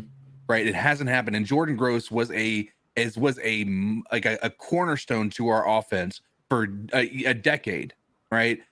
It would be nice to have that again, if I'm being honest with you. And if we can put that into place, that part I do feel like could be a big part of it. You got to keep in mind, and I'm not saying Jordan Gross was the answer to all of this, but you got to keep in mind, like, during that time, you had Jake Delhomme come in, and he was able to actually be able to stay on his feet, and he looked like a great quarterback. He was able to get the ball to Steve Smith, who normally probably wouldn't have been able to get the ball out because they wouldn't have had the time to get the ball to him. Right. I think we see what a left tackle can make a quarterback look like. And it's just such a tough thing for any quarterback to overcome when your offensive line is garbage. Yeah. It sounds like what they're leaning towards is what I was talking about before, about you don't want to have, if you're going to have regime change next year, you don't want to have like an Arizona Cardinals situation. If you want a new coach and a new quarterback, it's a real conversation. So, I mean, it sounds like it's the direction they're leaning in, which I completely understand, and it's kind of the way I want them to go. So another conversation that needs to be had is that the C3 Panthers podcast currently has 151 freak shows congregated into the lobby, and they've been sitting here patient, listening to us talk about the draft and interview Ryan and all this other stuff. And maybe they even think that, you know, me, Greg, Tony, and CK are handsome. You know, maybe they think that. Maybe that's why they stick around. But the actual truth of the matter is they stick around to get shamed by the voice that makes the moist Codizzle talk to the freaks. Oh, you showed up again tonight. You said it's 2 days left before the draft spectacular, and you just showed up tonight, and you haven't hit the like button yet? This is some bullshit, and I'm angry with you, and this is my moment where I tell all of you freaks, subscriber shame. Subscriber shame. 153 people watching. 90 thumbs up. Do like my man Trill One says, hit that like button, hit that subscribe, hit that notification bell for every single time the C3 podcast goes live. We are the Panther podcast for Panther fans by Panther fans. This is where the party is happening. Tony Dunn, let's hear these people's voices and jump into the cat calls. Why don't we? All right, we'll do it. So what are your thoughts on catcalling? Yeah, it's pretty. You shouldn't do that to somebody. And how did that make you feel? Very uncomfortable. So how do you think catcalling makes the person feel? It feels good, like. Who's that cat sitting in the back corner with his face buried in his nose? Who's that kid that can use one?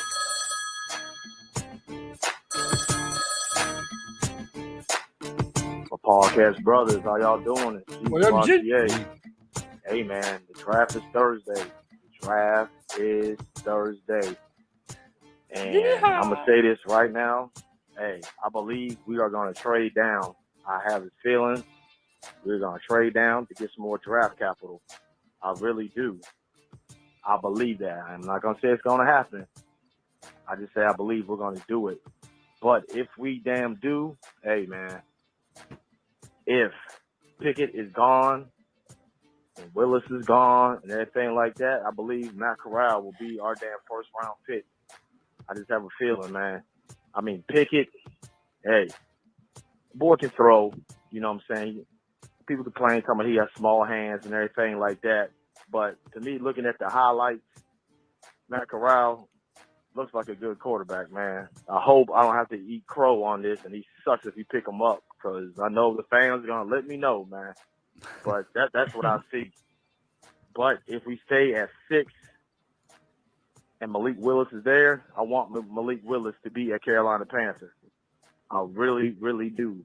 Give me your thoughts on that. Keep pounding.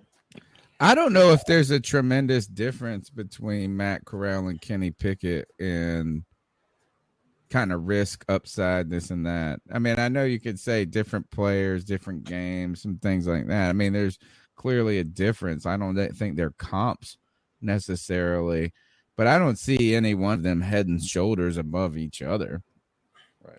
So I mean, Matt Corral is in the conversation of being a dark horse quarterback in this draft. Yeah, I mean, from a physical tools perspective, Matt Corral probably has a bigger arm. He might even be a little bit quicker.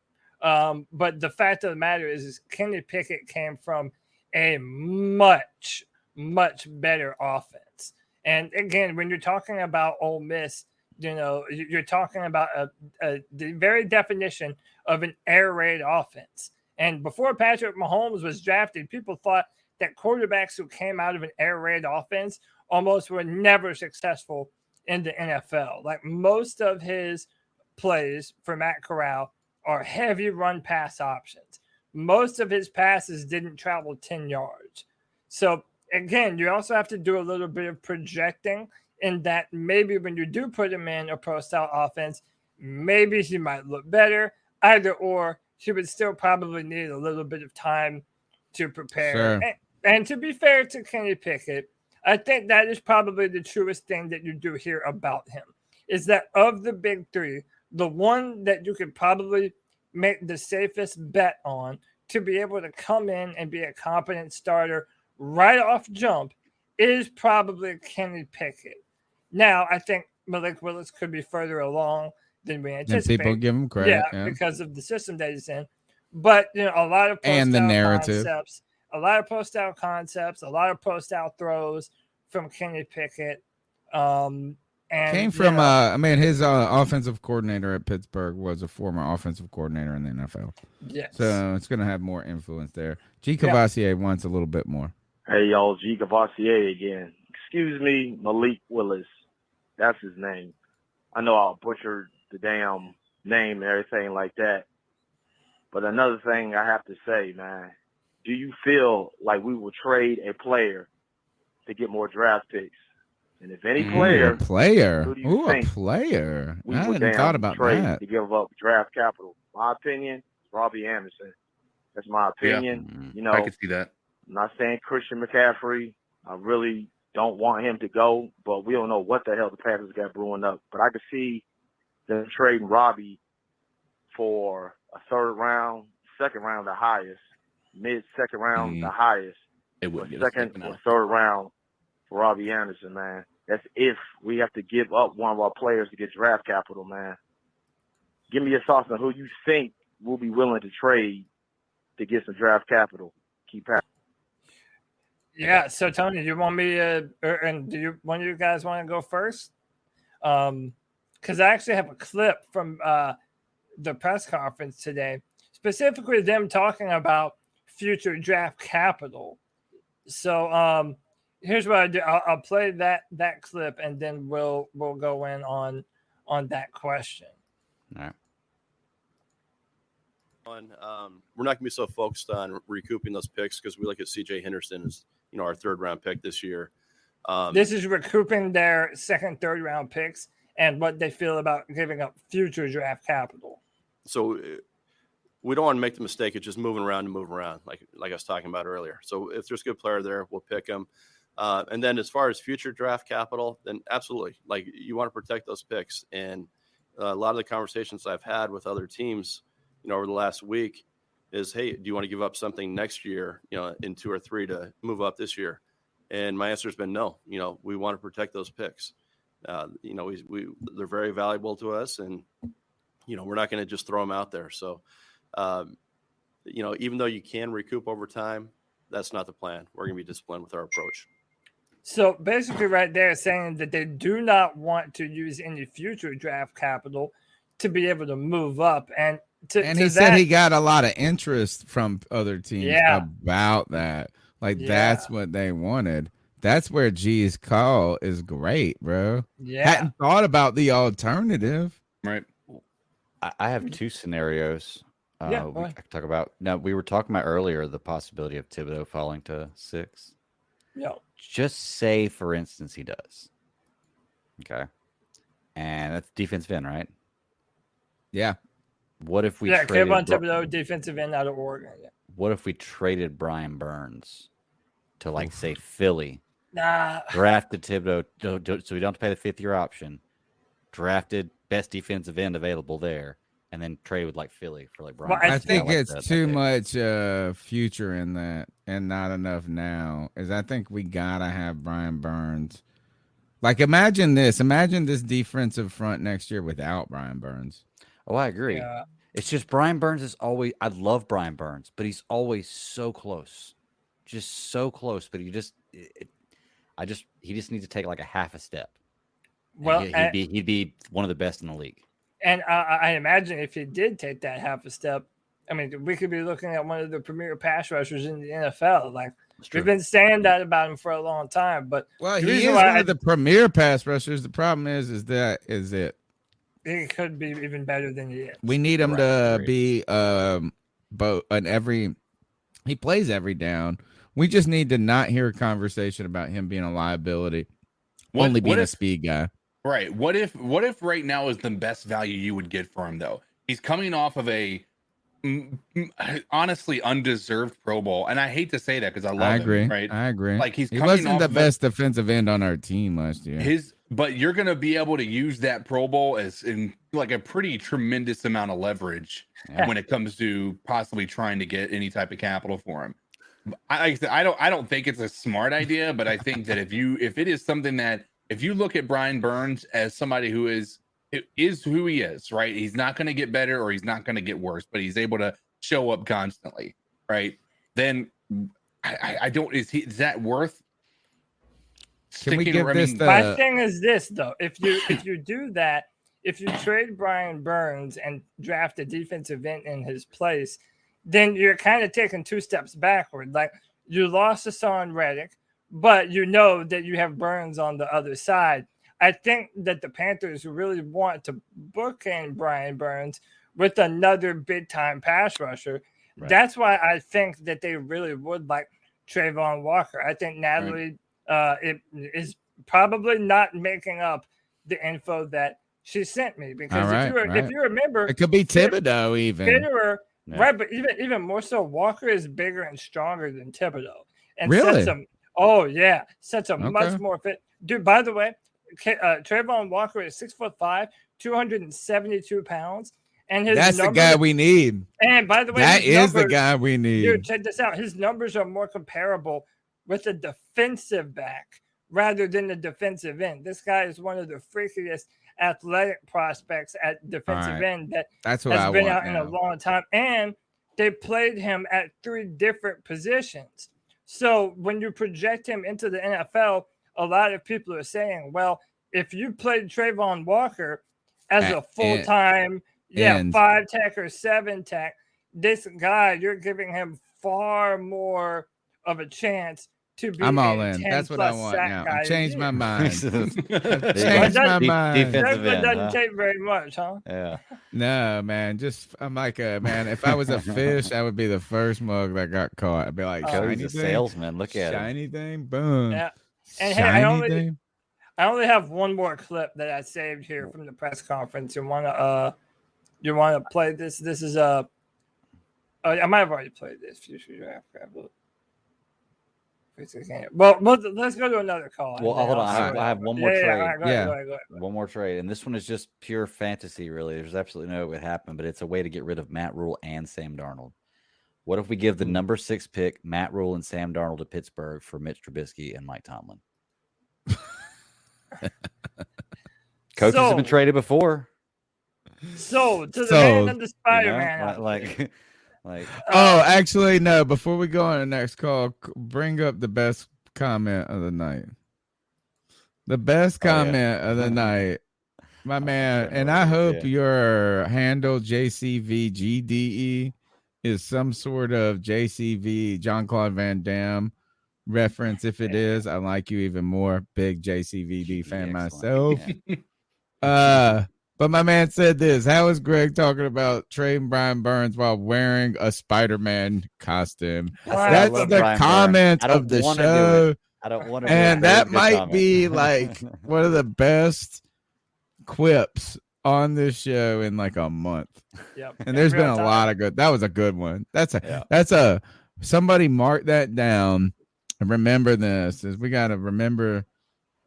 Actually, I'm gonna write this down. I'm gonna start a list because I want to do a best of show. I had started working on it last year. It's so much work if you don't prepare. But what was this? What was that minute mark? What time we were about 10:30, Right now it's 10:35, 10:36. All right. You got the clip. Go ahead. I gotta write this. Yeah, this is the final clip, and this is this might be the best clip out of all the ones I pulled. I love this.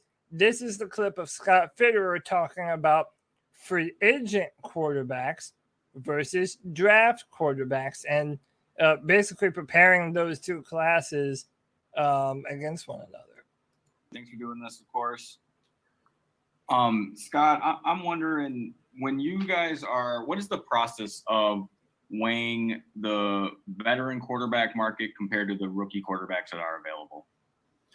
Well, obviously, you know, it's great to go with a young guy. I mean, that you want to draft one, develop them, and have them be your own. You know, there's a cost effectiveness that is involved with that. And you also, you know, why are some quarterbacks available that are out on the market? You have to ask yourself that. So, you know, obviously, every time you draft a quarterback, you know, ideally you want them through the draft. But however we get them, whatever it takes to get them in the door here, well, once we get them, we'll work with them and develop them. And that's just kind of the process we'll go about. And I love this answer because, Tony, I've said this before, and Fitterer has said this before. He has said multiple times that his preferred option is to draft a quarterback and actually build your organization around your young drafted quarterback. So, I mean, this is like the fourth or fifth time that I've heard him say this. So this is why it wouldn't surprise me if we did draft a quarterback at 6. But the point that I did want to key in on here is he mentions if you're going to sign a free agent quarterback, you have to ask yourselves, well, why are they in, you know, why are they even available in the first place? Jimmy G hurt. I don't want to deal with it. Even Baker Mayfield coming off an injury. Right now, I don't even feel good about these so-called bridge options. I'd rather just stick with Sam Darnold. If it's a bridge and this and that, is it a real upgrade? So I don't know. How upset did your heart just like hurt when you had to say that? It's true though. It's true. It's a barely vertically lateral move is not enough. Might as well just wait. The number's 252-228-5098. Next call. What's up, C3 family? Hope everybody's having a great day. Jay Stubbs, what's up? Rainy day in Charlotte. But getting back to this, 2 days away from the 2022 NFL draft. And after Scott Fitterer, Dan Morgan, and I forget their name, Suleiman, you know, it seems like whatever they're going to do, they're keeping that shit. Either they're keeping it like top secret or they have no idea what they're going to do. So it's probably a little bit of both.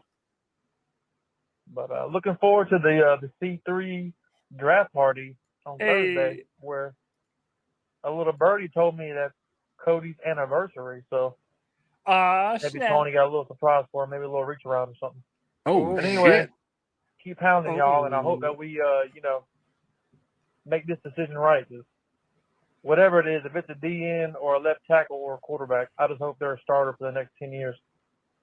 And, True that. Maybe Great whoever call. it is plus JC last year. Maybe we'll have starter cornerstone in the next, 7, 8, 10 years. So anyway, keep pounding and hit that like and subscribe button. And Wow, 89 Jay Stubbs with the fantastic comment. Yeah, man, I might have to get Tony to wear my favorite little black dress. You know, reminds me of good old times with me and Tony Dunn. But no, man, look, we all hope that the guy we draft is going to be a guy who's going to be a 10-year starter for the Panthers. Like, that's always the hope and the dream. You know, that's what we all want to happen. I don't know, man. Like, I feel like this year I'm just going to have to temper my expectations. David Tepper my expectations, so to say, because I really feel like this is a year where if you fall in love with one player, the Panthers are probably going to find a way to break your heart. Right. I mean, I don't know if Evan Neal or Ikem Ekwonu are going to be there. And at that point, you're probably talking about settling between Charles Cross and maybe trading down. I don't know, man. There are just so many different possibilities of what the Panthers could do. It's just impossible to pin down one of them. It really is. So I don't know.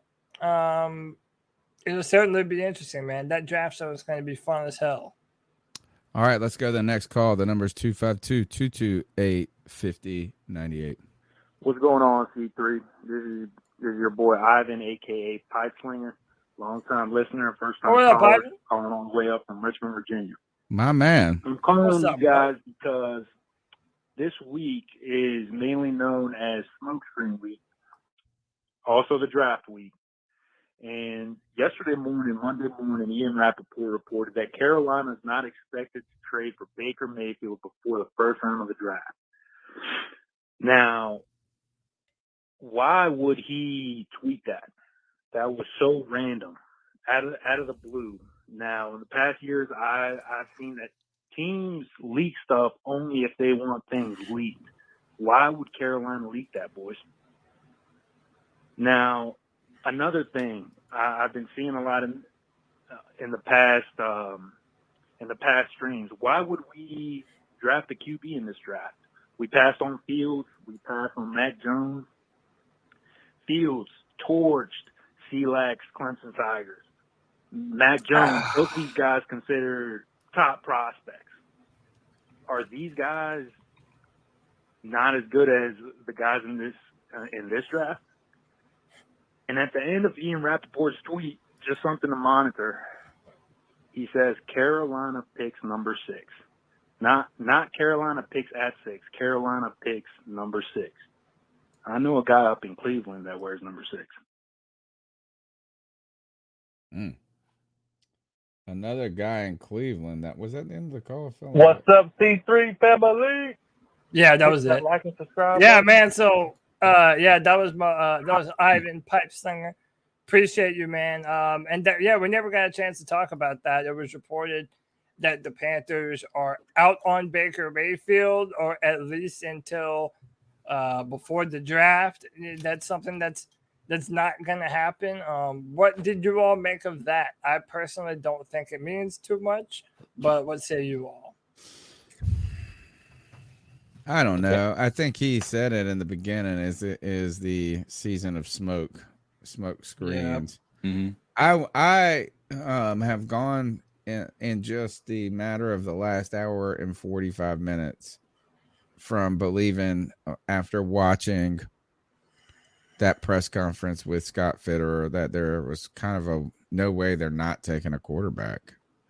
I mean, like it's like a inevitable answer that they have to, like, they are not gonna stop until they get a quarterback, and it's certainly not gonna be in the 4th round. Like, that's not gonna be an answer that's gonna make anybody feel better, including themselves. But Pipe Slinger's right. Smoke could be it. And Baker Mayfield, I am much happier with Baker Mayfield than I am Jimmy G. Give me Baker Mayfield over Jimmy G all day long. On top of that, injury seems to be less severe than Jimmy G's. I do have some concerns about another stopgap quarterback, this and that, and what it would cost. But could they be trying to drive the price of Baker Mayfield down? And does Baker Mayfield's price plummet after the draft? Yes. Maybe some people believe and have argued that it does. It almost certainly does. I mean, if everybody drafts their quarterback, and the Browns have not made a trade for Baker Mayfield, they're going to have to cut him. Yeah, they're going to have to, but they're going to want to get something from him. Well, we him. said the same thing about Cam Newton. Mm-hmm. That's why I'm saying anybody who trades for him is dumb. Just wait for after the draft and he'll be cut. Yeah. They can't keep him. I mean, that would be the best option because then you don't have to pay him a Baker deal. Mayfield. Yeah, you don't have to pay Baker Mayfield 18 point Anything. whatever million. And then it's how much money would he be willing to play under? Like you're gonna have to sign him to a new contract. How much money is that worth? Like, let It me would tell be you better what, than giving up assets like we did for Sam Darnold. I'm just They'll done give him with the 4 years quarterback. guaranteed. I'm done with the quarterback purgatory, though, man. I do not think. Well, I mean, I think that we're sounds going to like be in you're the same position. in it. It sounds like we're still in it, bro. Still Oh, I sounds am. like we I'm got trying to some. get out this bitch. I'm trying desperately to get out this spinning tar pit of oblivion and actually find a franchise. Well, somebody buy some indulgences for Cody Lash. We got to get this man out of purgatory. And like Please do. my man, I think it was his name was John Tetzel, was the guy going around that made Martin Luther's head explode and ultimately led to the Protestant Reformation. I don't know. I think he said this in German, though, so I just don't know how it translates. But historians say that he gave a sermon at Martin Luther's congregation in it starts with a W. It's a German one. He said, "When the coin in the coffer rings, the soul from purgatory springs." So put some money in that coffer, folks. And I don't know if that coffer is our own donations and super chats or if it's just like this. Jesus, smash the like, And by the sub way, up to this joint. They don't want us to get paid. David Screws said they tried to donate to us, but it wasn't going through, man. What? And the super He said chats? he said that the super chats weren't working. They tried to donate us and it didn't. It wouldn't go through. They even offered him a refund. Check the show notes. Thank you for the donation. There's other ways in PayPal and Cash App, but we do it for the likes. We do it for the subscribes. We do it for the cats that are going to show up on Thursday. We need you here on Thursday, folks, watching the draft with us. Now, we do appreciate your support. If it's monetary, that's fantastic. But really, we're just trying to grow this conversation, this community together. That's my number one goal every day. I get up. I don't look for the super chat. I look for the subs. I want to see them subscribers go up because the C3 Panthers podcast, I tell you this, we ain't got the biggest subscriber rate or numbers, but the people, the views to subscriber ratio on our joint is like one of the sickest things ever. Right. Like, I mean, like half of the people or over half of our subscribers watch us every week. That's crazy. That's awesome. We appreciate it. The number's 252-228-5098. I think we got Connor in the house. Hey guys, me Connor again.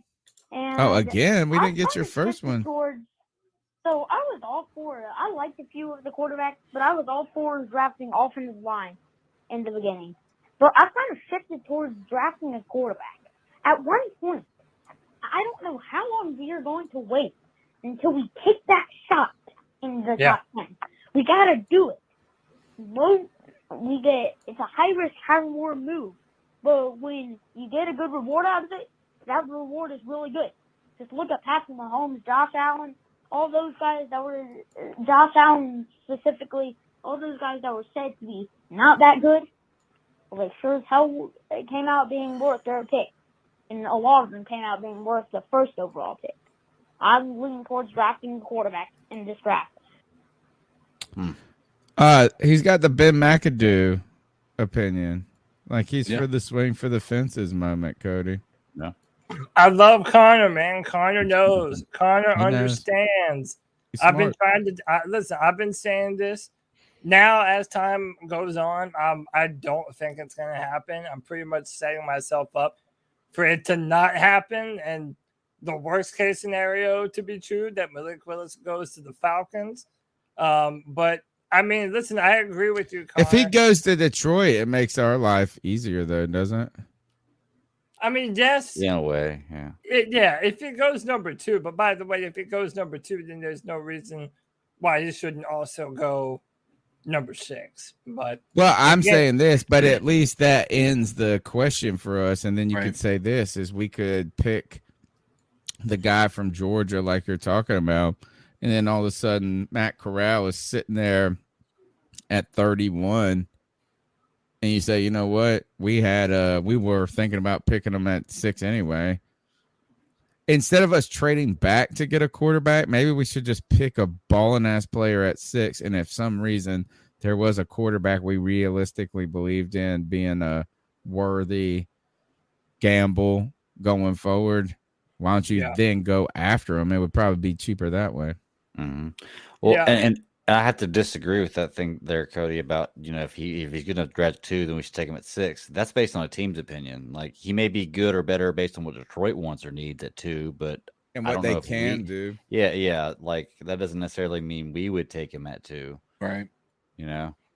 I just want people to tell me that I'm a better evaluator than anyone in the Panthers front office if it turns out that Malik Willis is a franchise quarterback that the Panthers end up passing on.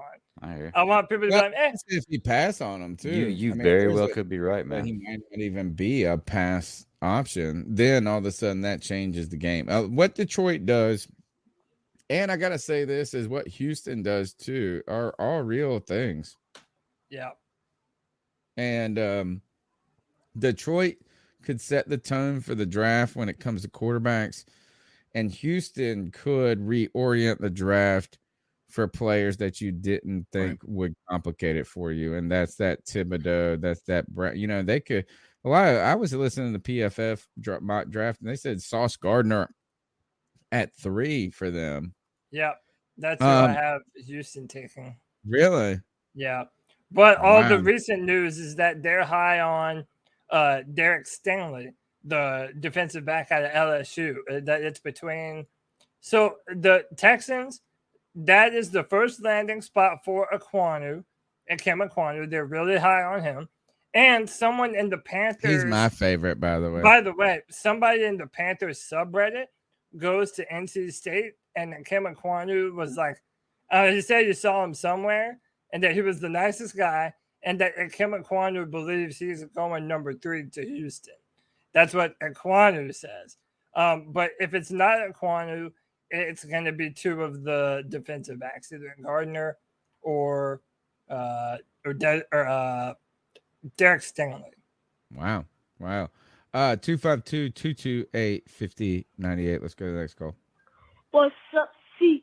Oh, it's it's the Young Guns. Another episode of Noah takes everybody's heads. How y'all doing today, people? All right, so Noah and Connor got to start their own podcast. Yeah, we'll help them. Carolina told them that they taking a quarterback at 6. Crap, Carolina. How to get a new quarterback? Let's go. It's a lot of headlines. I just want this quarterback to be amazing. The draft is on Friday. We're going to see our fate coming Friday. I think it's Friday. Yeah, it's Friday. Yeah. But yeah, we'll see. That, and then my birthday coming up. My gosh. It's going to be 98 wisdom-wise. Yeah. I don't know what else to think about. Wait, that press conference was okay. It was mid. But yeah. It's too cool. All right. It was mid. Noah and Connor, here's what I want. This is what I want is I think you guys are brilliant. I think you're cutting edge for your age. And even cooler than that, I don't even want to diminish you by talking about your age. I think y'all are just fly, cool, and smart when it comes to Panthers. What I think y'all should do, I want to encourage you to do your own podcast, but I want you to do it with the help of C3. I want you to be able to piggyback on the things that we've built, and you've been a part of this show. Maybe we call it C3 Next. Or something, but I think, something like that. The Connor and Noah together with a C3, like the passing, the not passing the torch, but like No. We a call new it an alternative show to us, like an additional show. I think would be fantastic. I think it needs to be you're muted, Greg, if you didn't know. Sorry. No, you're good. I was just saying I think it should be C3 presents Gen C. Gen C. C3 Beyond, like Batman Beyond. Gen Gen C3. Yeah, there you go. Gen C3, something like that. I like this. I mean, I'm telling you, these kids. When I say kids, it's like I'm not trying to diminish you guys because your age. Like, don't worry, this ain't me. This is me being upset that I'm not a kid, that I'm not youthful. Every time they're on the Friday free for all, people come in the chat room and they're like, "Yo, when's Connor and Noah dropping a podcast together, man?" See, The C3 next, bro. Whatever, yo, let them pick it. They're on it.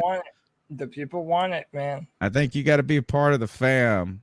I mean, look, we'll support you if you go on your own, you go indie, but I think we got a platform right here that could benefit everybody on this joint. Love it. You guys are the best. 252-228-5098. Hey, yo, guys, this is your boy Juan, aka What's up, Juan? Street 28. What's I up, have an Juan? idea heading to the draft. I think might be good for the Panthers, but I do think it might be a risk. Okay, but listen to this. I was looking at all the teams that need for quarterback too, and I know we need for a quarterback, but we also need help on maybe the offensive line. We need one key player offensive line, and I'm thinking, what if we did a trade with either the Steelers or the Bengals to get a offensive line, it would trade a 6th-round pick made for their first-round pick for either one of those teams, and then ask them for a third and a Cincinnati 5th-round pick from one of the two 31. teams. That's saying that, and then we're going to offer maybe Sam Donald to the Browns so he can be a backup for Watson, or would you trade Watson to another team, get quarterback help? I would say we should either do the San Francisco 49ers or the Arizona Cardinals.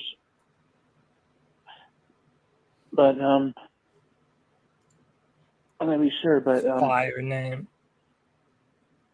I've been thinking about this a lot since I've been watching your podcast lately, listening to y'all. Appreciate it, man. I think what we should do is just take Sam Donald and assist my pick Bobby Anderson, for real. This is my idea. Might sound dumb, but we should look at another team, favorite. Maybe the Saints get one of their first-round picks this year and set it at a 4th. And then we can draft either a quarterback or offensive line or do defense too. And then just wait to see what happens day 2 of the draft. The day 2 draft, there could be a quarterback out there that no one knows that could be the missing piece, like how the Giants did years ago when they had drafted that wide receiver that caught the ball over the head against the Patriots Super Bowl. He was like a late 4th, almost 7th-round pick.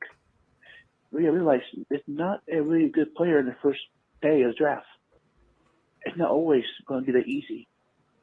You got to realize day 2 or 3 of the draft will hold those gems that could turn to Hall of Famers and big impact players. So the thing with that is we should just wait to trade. Let's draft maybe the 6th pick and wait day 2 and see if we can finally find that one piece we need and trade some players for some capital and finally get that missing gem and win the Super Bowl. So what do you think about this idea? Let's wait day 2, trade Donald and Anderson for some draft capital and some money back, so the teams might keep Donald or buy him out. Then we can draft what we need and finally get the team put together. Yeah, thanks to Juan for the call. Loaded question. He basically says, trading Robbie Anderson and Sam Darnold for some draft capital, maybe getting something in return for them, while also trading back and maybe going to the late 30s with the Bengals. He even mentioned the Saints and the Chiefs. And again, I think all those options are open to us. However, and to make sure I clearly address this was in a few of our last calls as well. I don't think the Panthers are going to trade anyone. I think right now the primary goal is talent acquisition and get as many talented players on this football team as possible. So, for as much as Panther fans might be up and down on Robbie Anderson about whether or not he can or can't catch passes, is he a I mean, he legitimate can. deep He had a threat? slow start in the beginning of last Yeah, year, that's what I'm but saying. Like, he's over. Robbie Anderson, I like Robbie Anderson as an underdog, not as the dog. You know what I'm saying? Like, he's a cool story that outperforms expectations. But when you put a lot of expectations on him, he's just going to be a regular dude. Yeah, he's not I number like the one. idea of, and I'm tired, and I'm sorry, like it's like kind of to the point where it's cool, like Robbie and his wonky personality, his wonky tweets. But even like now he's turning on his own and this and that. So it's even getting tired to someone who loved it in the beginning. Right. I think Robbie Anderson to Green Bay makes a ton of sense. Yeah. And here's the thing. I agree with the caller. I think that getting rid of Robbie Anderson and Sam Darnold, trying to get some day 2 and 3 capital is a great idea. The problem is what we had before. Nobody wants you got to have Sam somebody to Darnold. dance with. Yeah. Nobody wants wants Sam Darnold. either one of those players or their You ain't getting contracts. shit for him. Right. I mean, number one, you got a guy like we got Robbie suckered. Anderson.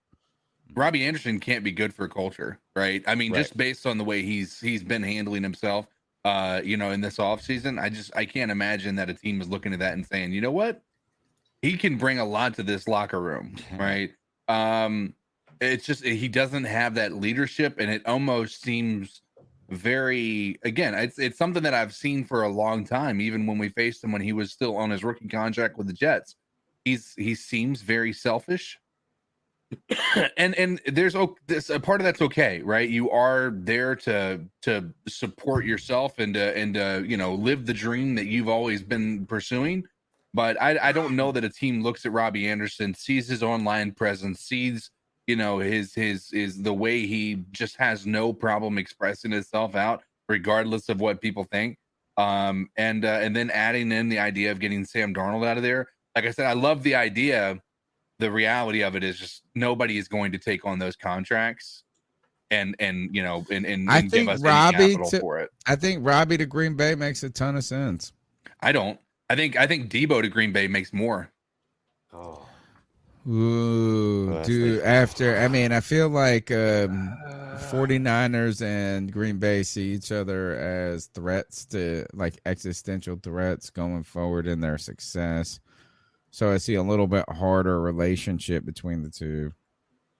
I think Robbie Anderson could talk and do all of that, and like you still have Aaron Rodgers, whose talk is even wilder and crazier at times, and more. I mean, I won't say tone deaf, but like you know what I'm saying. Like you have the chops to where Robbie Anderson would have to be quiet in a room with Aaron Rodgers. Robbie Anderson can say whatever the fuck he wants when he's around Sam Darnold. So, and they just lost so much in Green Bay.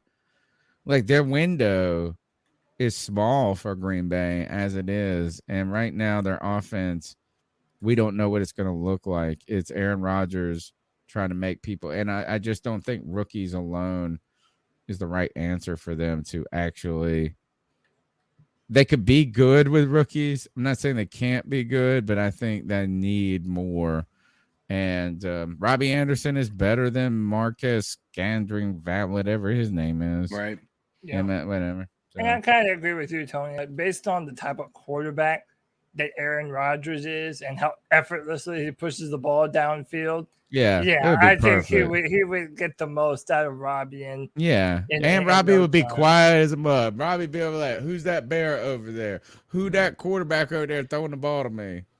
Yeah. But I do think that Malik Willis, if dropped in this offense, would experience a much bigger jump than people are giving him credit for. Right. That kind of deep ball with Robbie Anderson and DJ Moore. Dude, I'm just saying. Need Terrace Marshall Jr. to be a real thing this year. We do. We definitely And that's why I don't even care about Robbie. Like I was a big Robbie fan when he came here. I loved him a lot in his first year. And I'm not even upset with him for having a step back and having problems. I don't think he's necessarily remarkably overpaid. He's paid like a number 2 receiver, like a strong number 2. But I guess the problem is I don't like the mouthiness when you suck. I like the mouthiness when you're good. I like a mouthy, personable Robbie Anderson or whatever you would call his when he's catching 1,000 yards. I just feel like it's time for everybody on this team to shut the fuck up and put up. Yeah. Excuse me. To Young NC podcast. We need suggestions in the chat room for a potential Connor and Noah podcast title. We want to know their thoughts on if they could handle a C3 Next podcast or whatever. Be interesting. The number's 252-228-5098. Let's go to the next call. Hey guys, it's Chuck from Elizabeth City, aka Carolina Sports Guy. What's up, Chuck? I'm gonna call and do my little rendition of the draft night, how it should go down. I think instead of letting our commissioner announce first round picks, they should have a coin toss between the head coaches or the general manager. And I could see Matt Rule up on stage. With the 6th pick, the first round, the Carolina Panthers select. Scott Fitterer gets up, walks to the podium, some bitch smacks Matt Rule in the mouth, sits back down and says, "Keep my draft picks out your fucking mouth." That would be good. Because Matt Rule does not need to be announcing any picks. His wife calling in, him calling the long snapper and Tepper, telling the guy to walk to Carolina. Crawl. Let Fitterer do his job and keep the fucking names out of your mouth. Let Fitterer do his job. Because we got too artsy-fartsy and cute last year. We don't have that many picks unless we trade down. So this draft's got to be about substance. It's got to be about substance. Good call so far. And I want Kanaru, whatever his name, from NC State. Or I know Evan Neal's got a couple of red flags. It looks like they're showing up, but I'd still take him. Neither one of them are there, but the defensive end from Michigan is there. Hutchinson, I'd take him. Or trade down a couple of picks and get Charles Cross. Or what I'd love to do is trade down in the teams and pick Trevor Penning, and maybe we can pick up an additional second, third round pick by trading down some. But that's just my thoughts. I just don't want small hands Pickett or Malik Willis, poor man's. I don't know what I'm trying to say. I guess just a running quarterback. I just haven't seen enough of him. I love his athletic ability, but I just not sold on him. I haven't seen enough time with him in the pocket. All right, guys. Get your pick out of my mouth, out of whatever he said. That was awesome. That was a Will Smith reference right there. Is that I really think this is that we are seeing a real diminishing role of Matt Rule. Right? I mean, we know he's been on the hot. We know things have gone sour and this and that. He's on the speaking tour. But I came out, I thought that was an interesting question posed to Scott Fitterer, Dan Morgan, and the other guy who is the director of scouting. And they said, what happens when you guys disagree about who the pick should be? How does it settled? Is it Tepper? Or is it this and that? And I mean, and they gave an answer that like, hey, we shouldn't be disagreeing. We should all be on we feel like we're on the same lockstep page. Right. But it does feel like Matt Rule's a little on the outside of this. Yeah, I don't really get the sense that, I mean, and rightfully so. Wouldn't it be strange if they were like, oh, well, we want to know what coach thinks, what we know about this is. I just feel like today that panel of Dan Morgan, Scott Fitterer, and please somebody help me with the name of the new scouting director or whatever his name, some of the C maybe. Can't remember. But the idea that, look, is Matt Rule wasn't in that press conference. I mean, it would be kind of interesting if he was sitting up there too on that panel. That's how I would have. I feel like this is, like Cody said, Cole is a Spencer. couple. Cole Spencer. I told you start with C. Yep. Oh, that's first name. But like Cody said, I think the power is shifting towards Scott Fitterer. Yeah. I think that's what we're seeing. The number's 252-228-5098. Let's go to the next call. Hey guys, What's up, Joey? it is again Meow.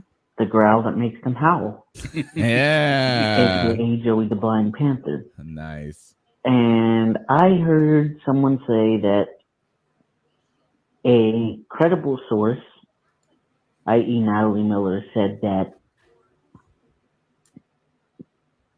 people in the building like Willis, but they don't want to draft a quarterback under a lame duck coach. So what does that mean? So does this mean we have a credible source who's been in the building, who knows that he's a dead man strong walking? idea of what the people in the building are thinking? Does that mean that people in the building are not counting on Matt Rule being there in 2023? Yes. Because if that's the case, shame on the people in the building. Ooh. Should have Because fired the him season then. hasn't freaking started yet, and they're already thinking, oh, he's not going to be there in 2023. Why don't you fire his dumbass this year then?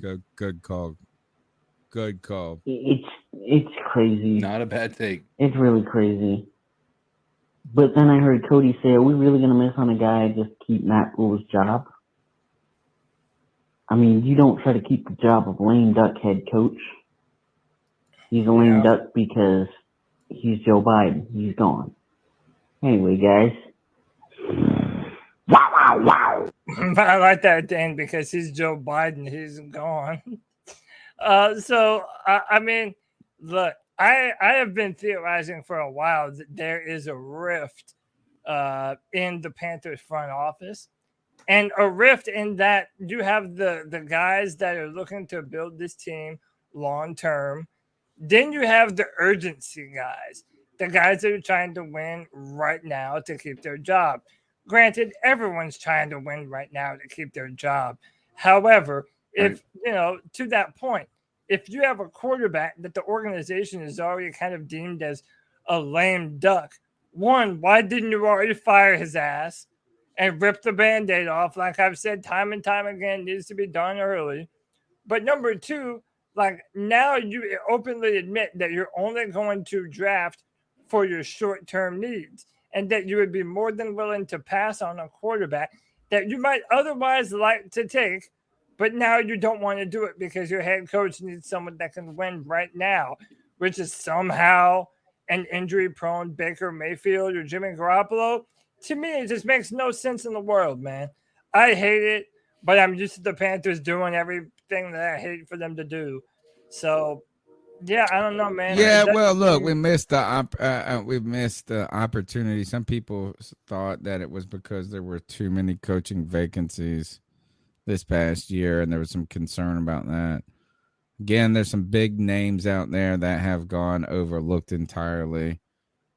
My thing is this, is I continue to say that if you don't really believe in this dude, then let's get done with him. Right. But fine, if you really believe in him, then the problem I continue to have is this: is that the person that doesn't believe in him is Matt Rule.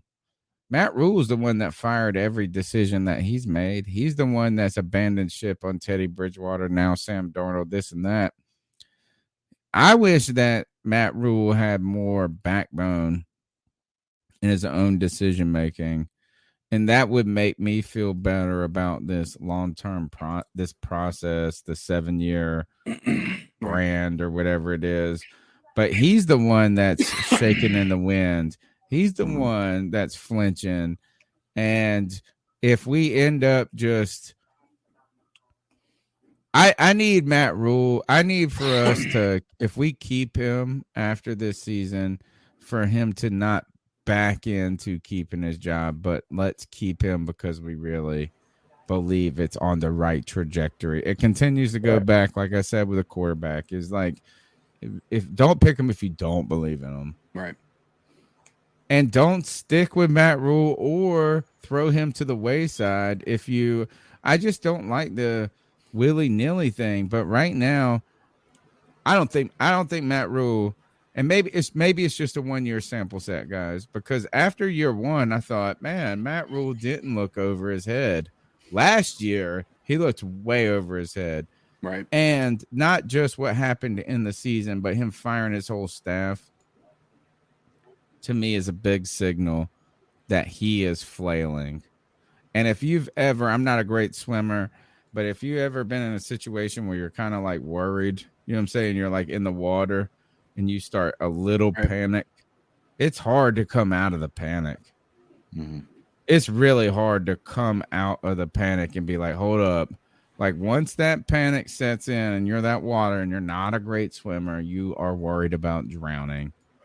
And that's where I think we are with Matt Rule. The number is 252-228-5098. Let's go to the next call. What's going on, fellas? First time caller. My name is V. What's up, V? I love What's up, the show. V?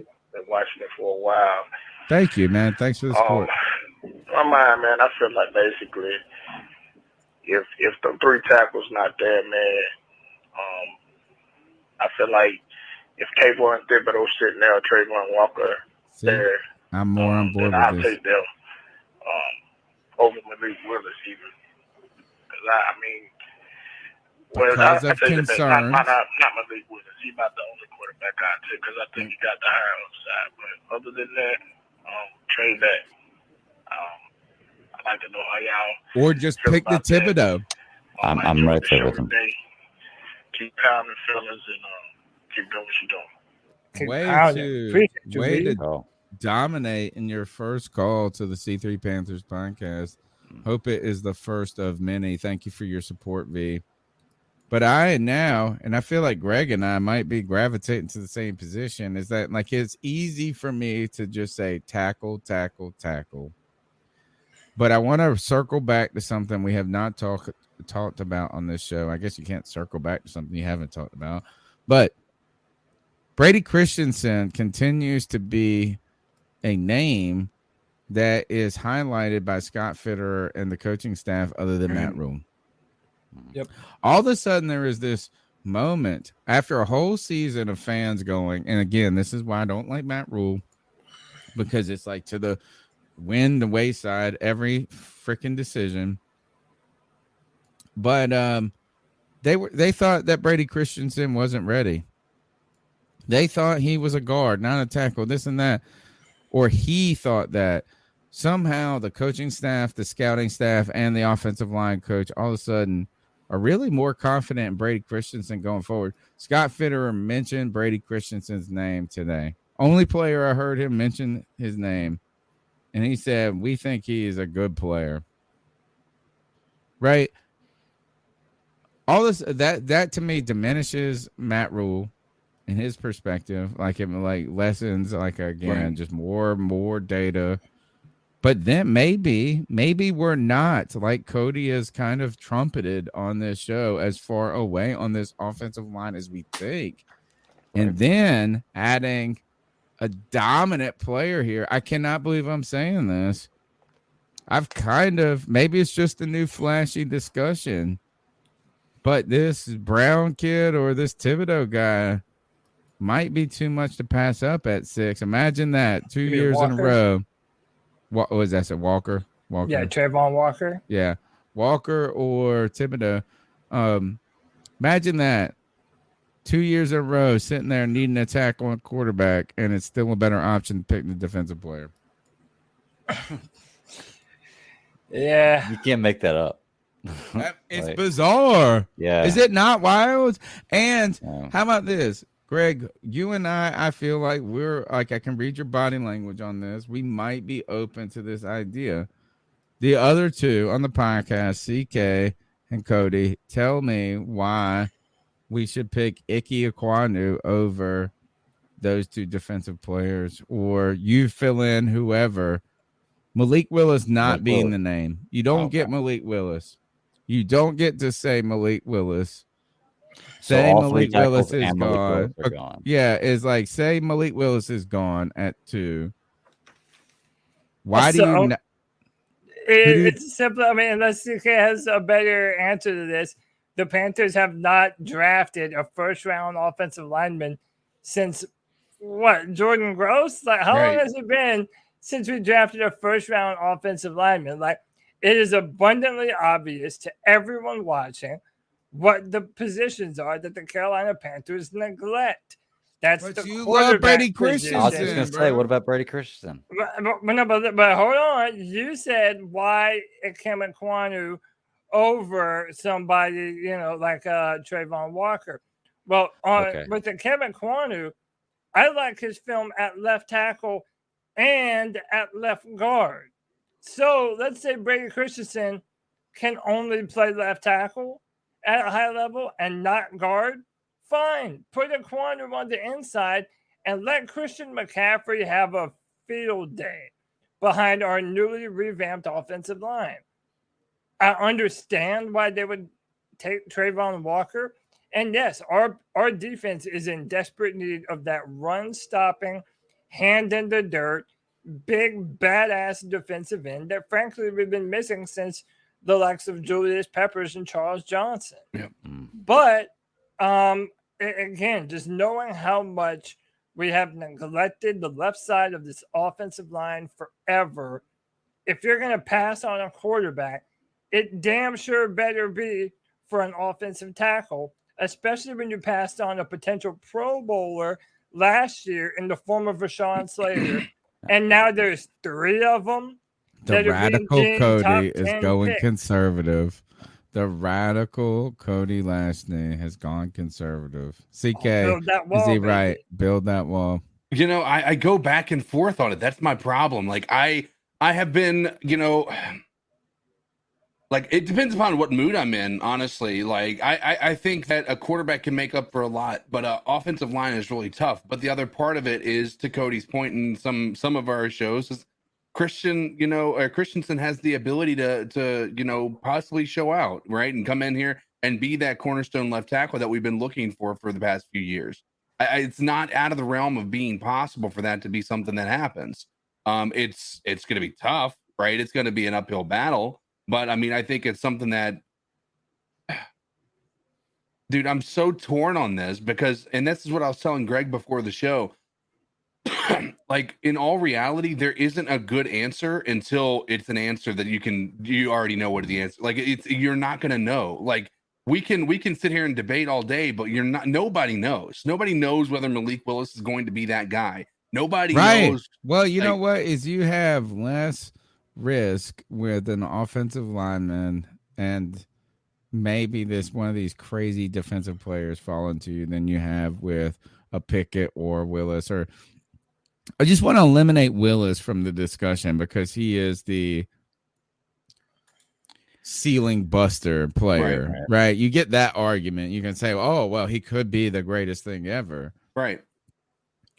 The other thing is I'm starting to wonder, gosh, is like, if there's a place that BPA matters, it's in the top 10.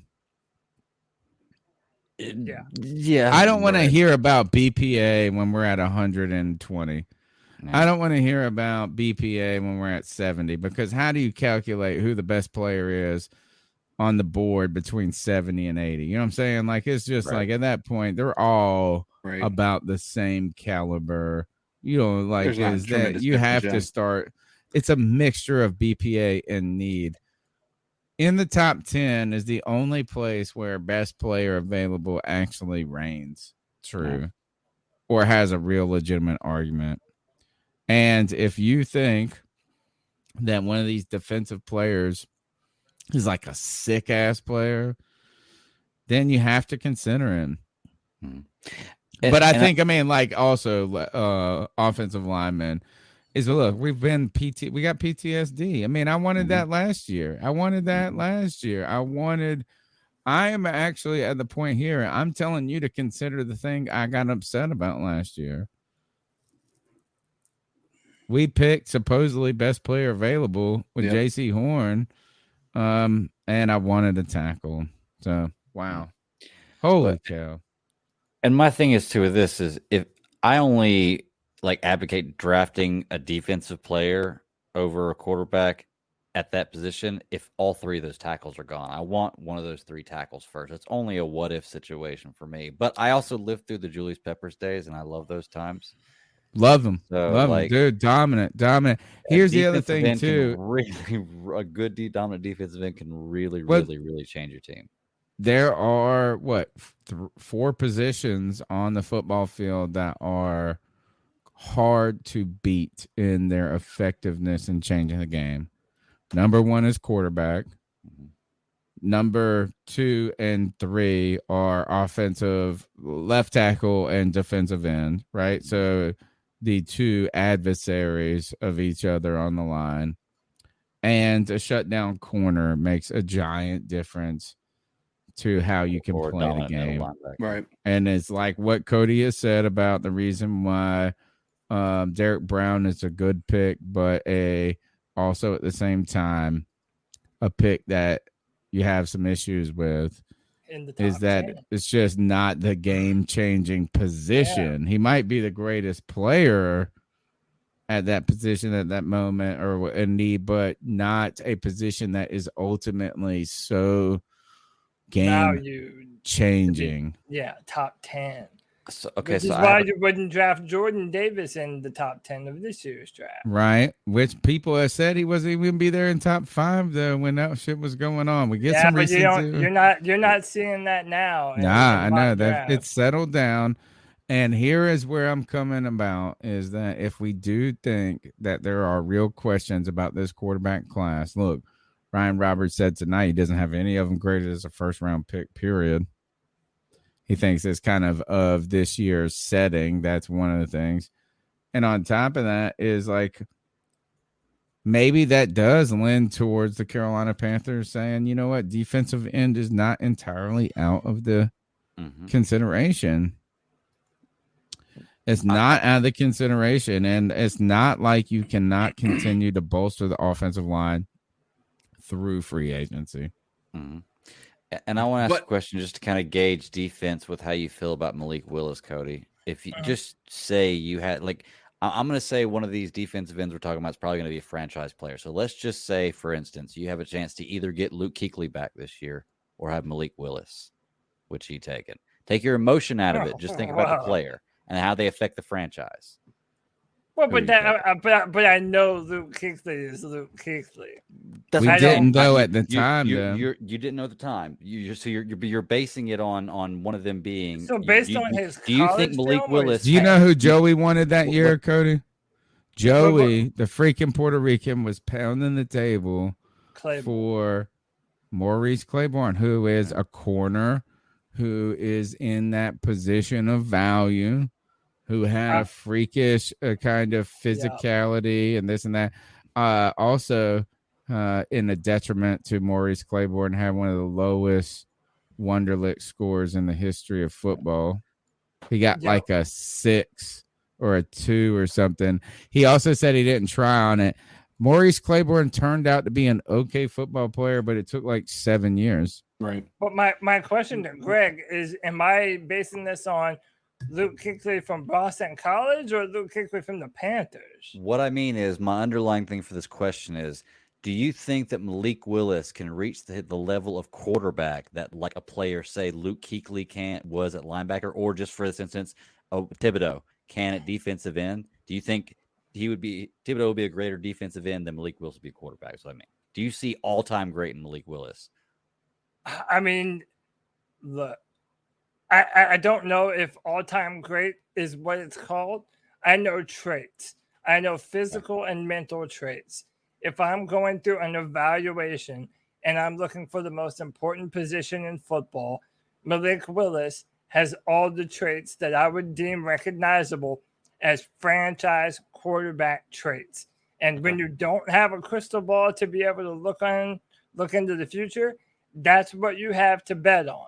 So that's why I would be willing to bet on Malik Willis. These other guys, I understand how the Panthers could think they might be able to come in and be a better contributor right now. And hell, maybe they are. But, I'm talking years down the road. If Malik Willis turns out to be a franchise quarterback, well, he probably is worth more than what these other positions might amount to be. But I'm there's starting no to wonder if the smokescreen fans in the chat are right. I am starting to. I mean, not that I thought they were wrong from the beginning, but are the Panthers, which they have been a blatantly honest organization for the last 2 years, they have just said what's on their hearts and minds. They've just worn it. So I think in one hand, there's a lot of evidence that like what they say, they actually mean. But are they being a little too vocal on this quarterback situation? Like a little too. And I don't know. I just don't know. It's like too consistent. He's like, we got to do this. We got to do this. We got to add. We got to add. We got to add. I mean, they've been doing this for months, though. So if this was the long game, they planted this seed a while back. But to the smokescreen folks, they are a little too vocal about it. The number's 252-228-5098. Let's go to the next call. What up, man? What up, man? It's your boy Steph out of CA, man. What's the deal? What's the deal? Hey, man, look, we got 2 days left in the draft. We got things going right now, man. A lot of people talking and everything else, man. But, like I've been saying this whole time, man, I don't know if you guys are looking at me in the chat, man, but, we need to trade down immediately. We got to trade down, guys. What's your name in the chat, establish man? more picks in the top 100 so we can establish our O-line. And to be honest with you, man, this QB class, I really don't care for. Just inconsistencies throughout their seasons for me, for my liking. But, if I was to pick out of a hat out of the QB class that we can maybe work with, I think Desmond Ridder might be the guy. If we can try to build our whole line, well, just build the whole offense this year, like how we did the other year and built our defense and make that a okay unit. But, we'll have to see with J.C. Horn being back. But, like I said, guys, we need to just build this draft back up, and, maybe hopefully we can get an OT in the first round as well, moving back and possibly getting a quarterback in the second or third round or even in fourth. I wouldn't even care if we get in our top 100 picks to get an O-lineman throughout all three. I don't care. Just build the wall, build a O-line. Okay with that. We can put any darn quarterback back there to build this offense and make it happen. All right, man. See you guys later. Keep pounding like always. Keep pounding. Did that caller say what his name was? He said he's in the chat. One more time. What up, man? What up, man? It's your boy Steph out of CA, man. What's the deal? What's the deal? What's the deal? What's the deal? CA. Hey. All right. So yeah, I'm all right with this is the idea of all offensive linemen. I'm actually not interested in drafting a quarterback if we don't really believe in them. So I don't want another Will Greer. I think it's just like another bullshit pick is the thing that if you really like those, the Russell Wilsons, the Dak Prescotts, and the Tom Brady's, they just don't really happen, man. Look, the in the interview we saw earlier with Fitterer, he said specifically, we want to draft, we grade our players based on their talent, not based on need. Because when you start to base players based on need, then you start to have a lot of trouble. Okay, so all I meant with that comment earlier with this is what I'm saying is, at number 6, you want a player that's going to be a franchise Hall of Famer, a franchise perennial All-Star player, or sign a second contract. Is the way I think about it. A second contract is a win. Yes. If you feel like this defensive end is there and he's available at that point in time, and he's going to be that, but Malik Willis is just going to be a serviceable franchise quarterback, then or potential. Yeah, then you go. I just feel like that's the only reason in my mind why I would look at it like that, and that is with the question marks of the coach, the direction, and this and that. That's when it actually starts to reign true. But that's grading based on talent, not need. So that's what he was saying earlier. And that's what I feel like that gives even more truth to what we heard about them being interested in this. So that's the only reason I could see you would draft that instead of a defensive end instead of Malik Willis in that position. All right, let's go to the next call. Hey guys, I'm sitting here listening to the show, and I gotta agree with Tony. Oh, got to get Connor and Noah their own podcast. Oh, I thought Get it them was their just own agreeing podcast. with me. Help them do their thing, guys. Also, I think we should get an O lineman. I'm totally fucking up this call. I need an offensive lineman so that we can set that line right in front of my boy. And we can witness the Walker Wonder. PJ Walker. PJ Walker for quarterback. With a good offensive line, PJ Walker could be better, is where the caller's at. I do think C3 next is an opportunity.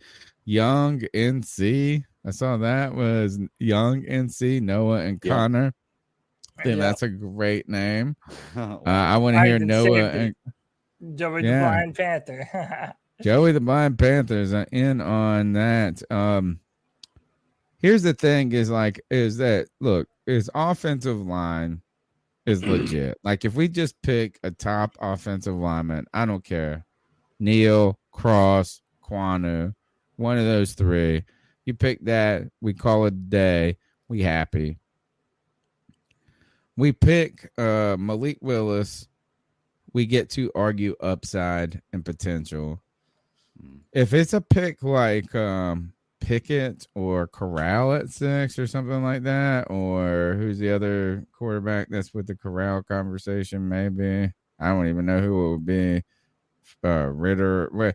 Like if you pick that, it's going to be a harder sell. We're going to have to be like, oh, well, they believe in them or something like this. I just think that offensive lineman is easy. It's an easy plug and play for us regardless. The quarterback maybe gives us some hope of the future. But I'm kind of coming around to this defensive player, BPA, because either way, Matt Rule's probably done, right? Probably done. Like, so if that quarterback concern is a real concern, if there is a fear of drafting a quarterback like Nagy and Fields, like Wilkes and Rosen, I might be more comfortable with a Thibodeau there. I think it's just going to be an easy podcast for me if we pick Charles Cross, if we pick Icky. Yeah. I'll be like, all right, done. Like, good. Finally got it. That would be the least controversial pick. Least controversial pick in my mind. 252-228-5098. Next call. Hey guys, this is Deez. Absolutely love everything that you put out. Thank really you. appreciate all the hard work that you guys put Thank you into very it. much. Read in the ESPN article today that the Panthers worked out Sam Howell twice, which is highly unusual. Do you think there's anything to this? Could we be planning on trading back and picking Sam Howell up late, or maybe even in the second round? Or is this just more smoke screen by Scott? Let me know. Thanks, guys. I actually think there is something to this. Me too. I think that Sam Howell is a player that has more potential. Maybe not at 6, right? Like, I mean, I don't think it's a number 6 pick, clearly. But I think that this is a player that is kind of like, look, if Baker Mayfield was not a number 1 pick overall, people would be happy as shit with him. If he was a second round pick and this and that, and he got the Cleveland to the playoffs and this and that. Sam Howell, mobile, I think led college football in deep passes last year. So something to that effect. He's not a bum. I think he gets some unfair comparisons to Baker just because of his stature, and because they kind of resemble each other in their body type and their hair and their face, and they're both white and this and that. I think this is Sam Howell and Kenny Pickett that far off from each other. Maybe not. So I don't think it's Howell- that bizarre of a question, though. Howell is another one of these guys that comes from an RPO heavy system. So he's another one of the the Carolina had a hard. Okay. a lot of RPOs, a lot of manufactured yards. And listen, there are times when Howell shows fantastic arm strength and can push the ball downfield. He's tough. I wouldn't really call him mobile, but he is a willing runner. And that if he has to run for yards and pick it up, he will do so. The problem is there's so many maybe like the wild inaccuracies on his film that also go on top of the system that you played in. It's like you have a hard time getting a read on what kind of quarterback he's in. That being said, whether or not they love him or hate him, Tony, it's like what we saw in those clips earlier. The Panthers are going to add competition to the quarterback room, whether it be at 6, which is looking less and less likely, if I'm being honest, or it's going to be via a trade down, and in which, yes, guys like Matt Corral, Desmond Ridder, and Sam Howell are probably going to be likely picks for us if the Panthers want to trade one. Is he a value quarterback in a way? So if you are picking Pickett at 6, you are betting a lot on him, A, being pro ready or the best, most advanced quarterback out of the group, and B, that the concerns about his ceilings is overrated, right? Is Hal a value pick in the 3rd round?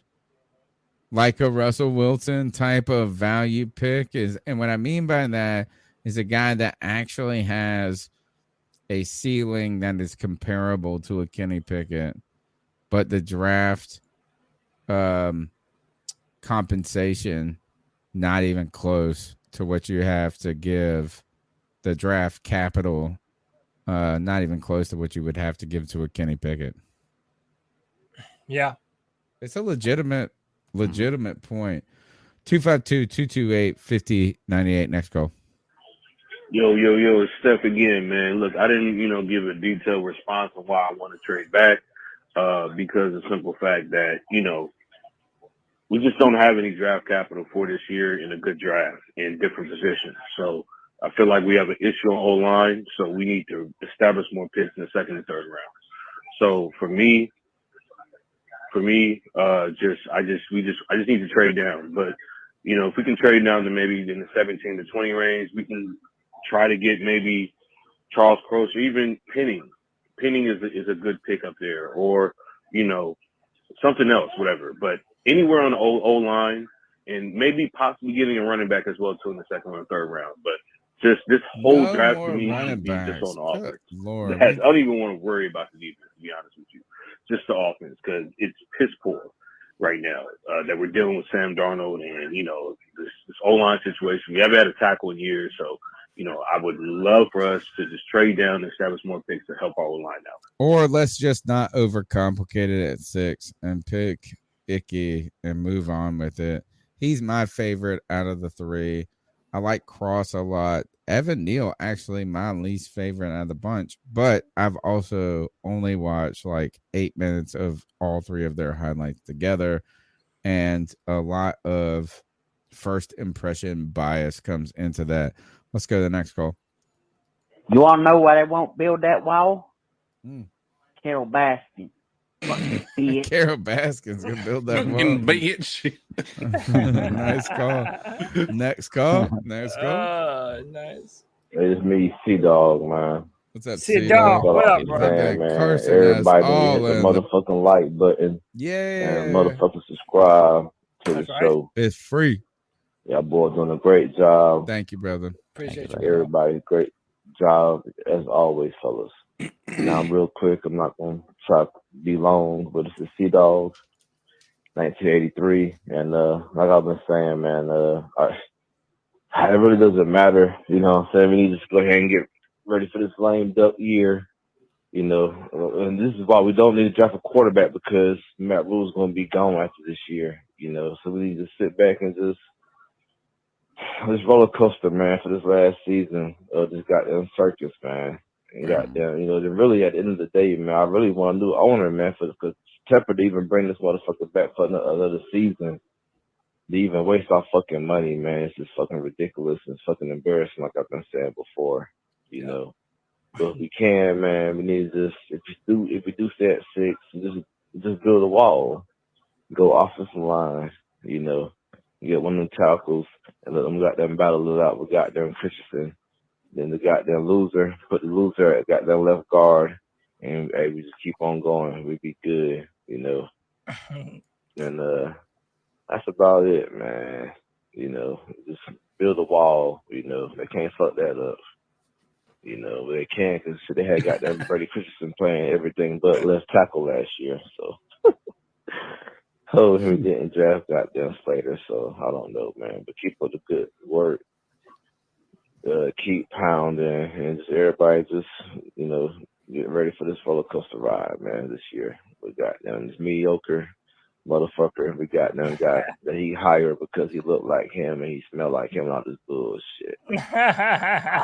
So frustrated, man. I know I'm rambling, but man, God almighty. But keep pounding. Everybody have a good night. Keep pounding, man. C-Dog's the homie, man. C-Dog is the homie. Yeah, Tony, I feel like in the span of a couple of days, Panther Nation and our expectations just entirely flipped in one way. Like, it's going to be an O-line. Everyone is going to believe the narratives about these quarterbacks. And, I've been seeing it that a player like Malik Willis might drop to 20 to the Pittsburgh Steelers. And I hate it because it's such a pipe dream that all these draft analysts are damn near praying will happen. So, of course, they're mocking it. But, listen, based on what we're hearing in the chat room, what we're hearing in the cat calls, a lot of fans are pretty unanimous on not wanting to draft a quarterback. I still think it's the wrong idea, but I feel like right now all the signs, both fandom and franchise, are pointing towards OT. I think if you have your choice of quarterback, that is, there hasn't been a quarterback that comes off the board, Malik Willis, Kenny Pickett, Corral, and you make your pick of quarterback there, I can understand it.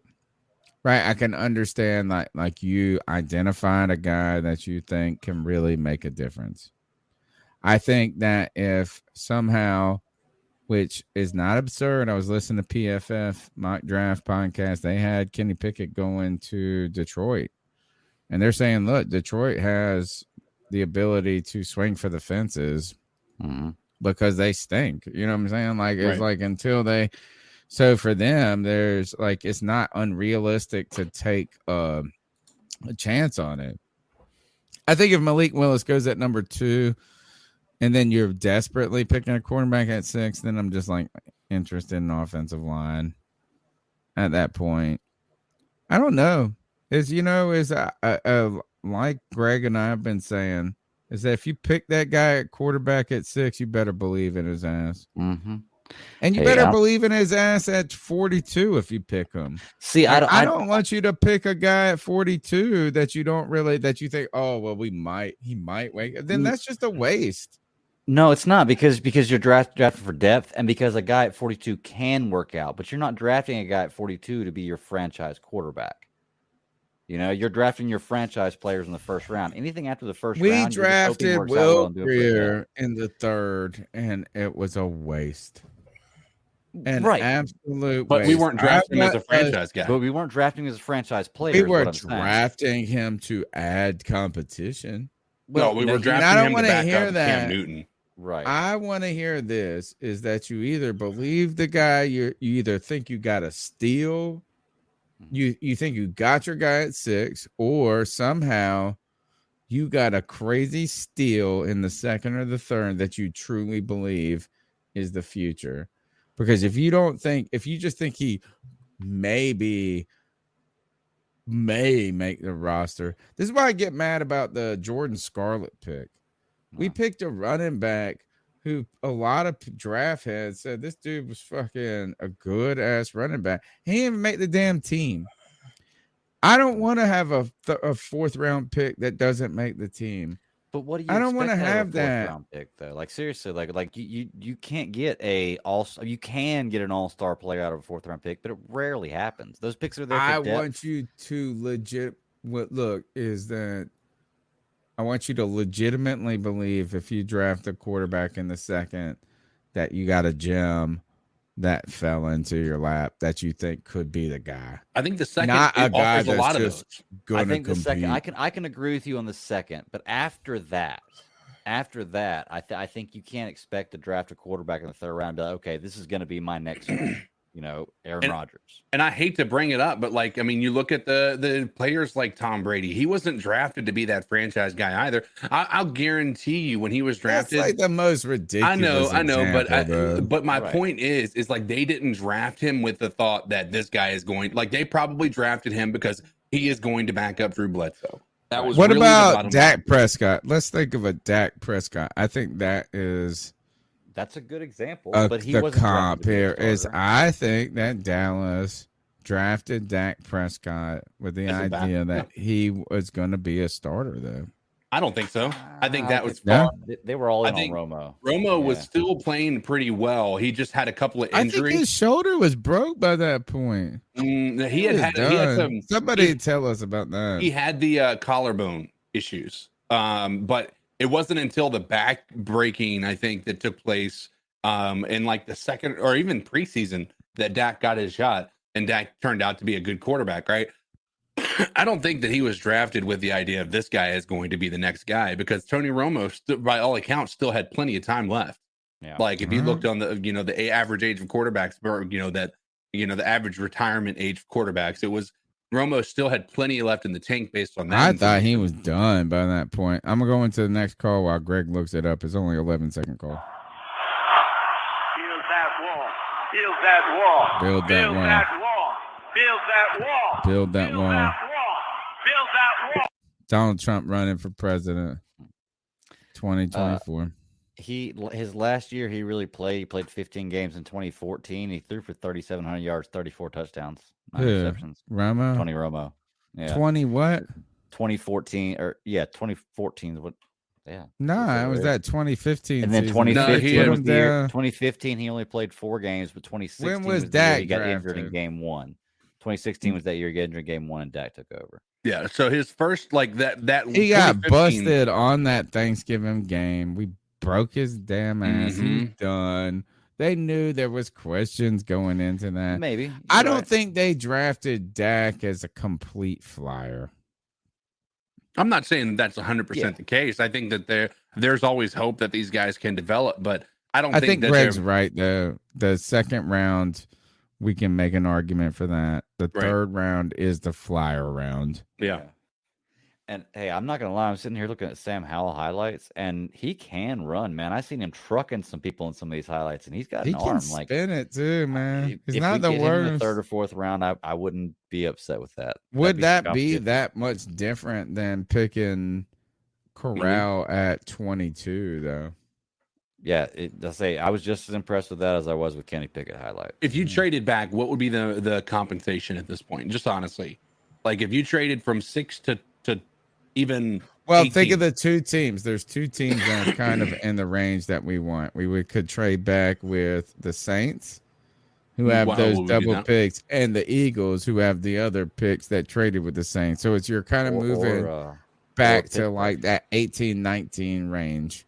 Or Pittsburgh. So you Pittsburgh, could potentially grab maybe who's the guy that's gonna fall there? Look, I've heard Linderbaum's name falling crazy. No, like no. to Can I the tell you? second Look, round, what do we homie. get? Hey, for can I moving tell back? you? No, and that's what CK is saying. To me, the player doesn't even matter as much as the compensation from draft capital. Like, dude, how long has it been? Have the Panthers ever had 2 first-round picks? That's what we need. Did you know how much damage we could do with 2 premium picks? And by the way, let's just say If we the were the Panthers, Giants this year if we Oh, were the dude. Jets this year, like we could get our quarterback and the And offensive the tackle offensive and tackle. just We like could take a go and corner like you could and take a Willie risk Willis. and a this and Yeah, that. man. Like that's what I'm saying. And especially, by the way, to all of the people, all the Panther fans who say, "Oh, just take a quarterback next year. No big deal." Well, okay, then you better damn well be trading back this year and getting other first round picks because as of right now, Yep. I believe there are 6 teams next year that have more than one first round pick. Look, look at like this, man. The state of New York has the number 4, 5, 7, and 10 pick going to it this year between the Jets and the Giants. Assholes. That's crazy. The Fucking top 10 picks, Yankees. 4 of them are going to the New York teams. That's All right. insane. Let's go to the next goal. What else, C3? JSU. Jay, shoot what's up? I'm not hyped about this year. I feel confused. You know, like every year you be hyped for the draft, and it's just I know I'm nervous too. I don't see anyone standing out. Like Rashad pointed out a few times on his live. Oh man, it sucks that there's no hype. I mean, as a Panther, it's just no hype in this draft. It hasn't been no hype since we hired Matt Rule. This sucks, and it's gonna be tough. I don't see Eric coming here, even if we got rid of Matt Rule. It's just too much clown scenes in Carolina. But keep pounding. Can't wait till next year. At least we'll have more picks. I got your hype, homie. I got your hype. Thursday night is the 9th annual C3 draft party. Yeah. Where we were live reacting to the draft when Kelvin Benjamin got drafted. That was before live reaction videos were even a fucking thing on the interwebs. And I'm not like, it's not like a clap on my back, but it's like we've been doing this party for a minute. So Thursday night, that's where your hype is. You're going to come with us. You're going to come hang out. We're going to be here at 7:00. We got a whole hour preview. Oh my God, it's going to be such a long night. It might be 5 or 6 hours worth of content. I'm worried we might have to reboot like YouTube or somebody's going to be like, this show too long, too cool, too crazy. You got to do it in 2 parts. Who knows? I'm not sure. But look, that's where the hype's at. No matter what, we're going to be here when the Panthers pick at 6. If they trade back, if they trade up, if they make your heart warm, if they break your heart, we will be here. You can call in at 252-228-5098. On top of that, here is where the hype is. You can be a part of the C3 draft party giveaway by joining the Discord. You can give your top 10 picks in the order you think they're going to happen. Or you can get on Twitter and you can use the hashtag C3 draft party. And you give me those top 10 picks. I do request that you retweet and like the video that or the tweet that's pinned on my profile, because we're trying to get the draft party lit. We're going to have people coming in. We're going to be cycling y'all in. We're going to be putting the link up. I'm going to have Cody do some free-for-all joints for y'all and bring you into the show. We're going to have so much fun. It's going to be popping. But it is nerve-wracking. I get you, bro. We are nervous at the same time. We're nervous. I don't know if Tony's ever been happy in a C3 draft party. Yeah. I don't know. Like, I have not. Every time I'm either stunned, upset, something, there has been. I'm going to have to go back and look at the 8 other shows we've done and see if I was ever like, this is awesome. The closest I get to maybe would have been Christian McCaffrey, but I didn't think he was a guy. I was a Leonard Fournette guy. I was wrong. And maybe I tried to get hyped about that Shaq pick that year. And guess what? I was wrong. Shouldn't have gotten hyped. should not have gotten hyped about Shaq Thompson. So let's go to the next call. Is there even a pick that would put anyone like ecstatically through the moon? And I think that's what I think it's a a Quanu. For me, we get a Quanu. I'm like this. Clap, clap. Let's do this. Okay. That's my pick. Maybe Cross. I still have some concern. I think Aquanu is the least. I think he's got a high upside and a low floor, or not a low floor, a high floor. Yeah, I think he's not only safe. I think it's just hard for him to be a miss. Mm-hmm. That's the guy I would pick. I feel like certain about him. Next call. Hey guys, Chuck from Elizabeth City, aka Carolina Sports Guy, calling him one last time. Hey, rumors going around Rock Hill, South Carolina, that this incomplete training facility is being built is going to be named the Matt Rule Memorial Practice Facility because it just ain't getting done, folks. It ain't getting done. It's a incomplete F. We got to move on from Rule, guys. There's no doubt this guy, I don't think the guy can save his job no matter what. And that's what makes this draft so interesting because it's a down year. It's a down year. We don't have that mid-level. That I've always considered the second day of the draft the best day of the draft. You know, everybody knows first rounds gets the glitz and glamour, but you really build a team around the second and third round draft pick. Not that you can't get guys in fourth round or later. There's always the second and third round. Guess how many of those we got? And they become starters. That's how you build a good team. Nuns. Thanks, Chuck. Next call. Yeah, I agree with the analysis right now. I don't think you can take a quarterback past the first round and it not be a flyer, but you can find depth at linebacker, depth at defensive tackle, depth at safety, you know, from the second round on. And so you should limit your picks for quarterback to the first or second round. And after that, you don't even think about that position. I think that's fair.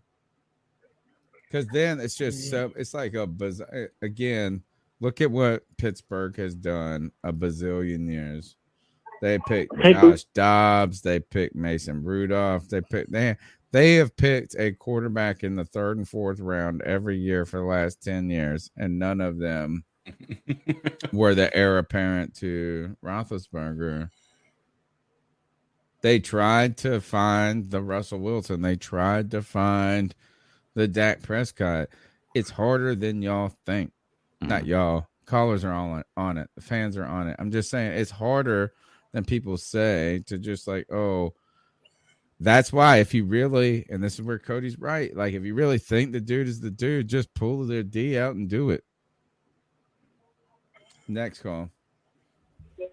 Yeah, I agree with the last call. Hold on.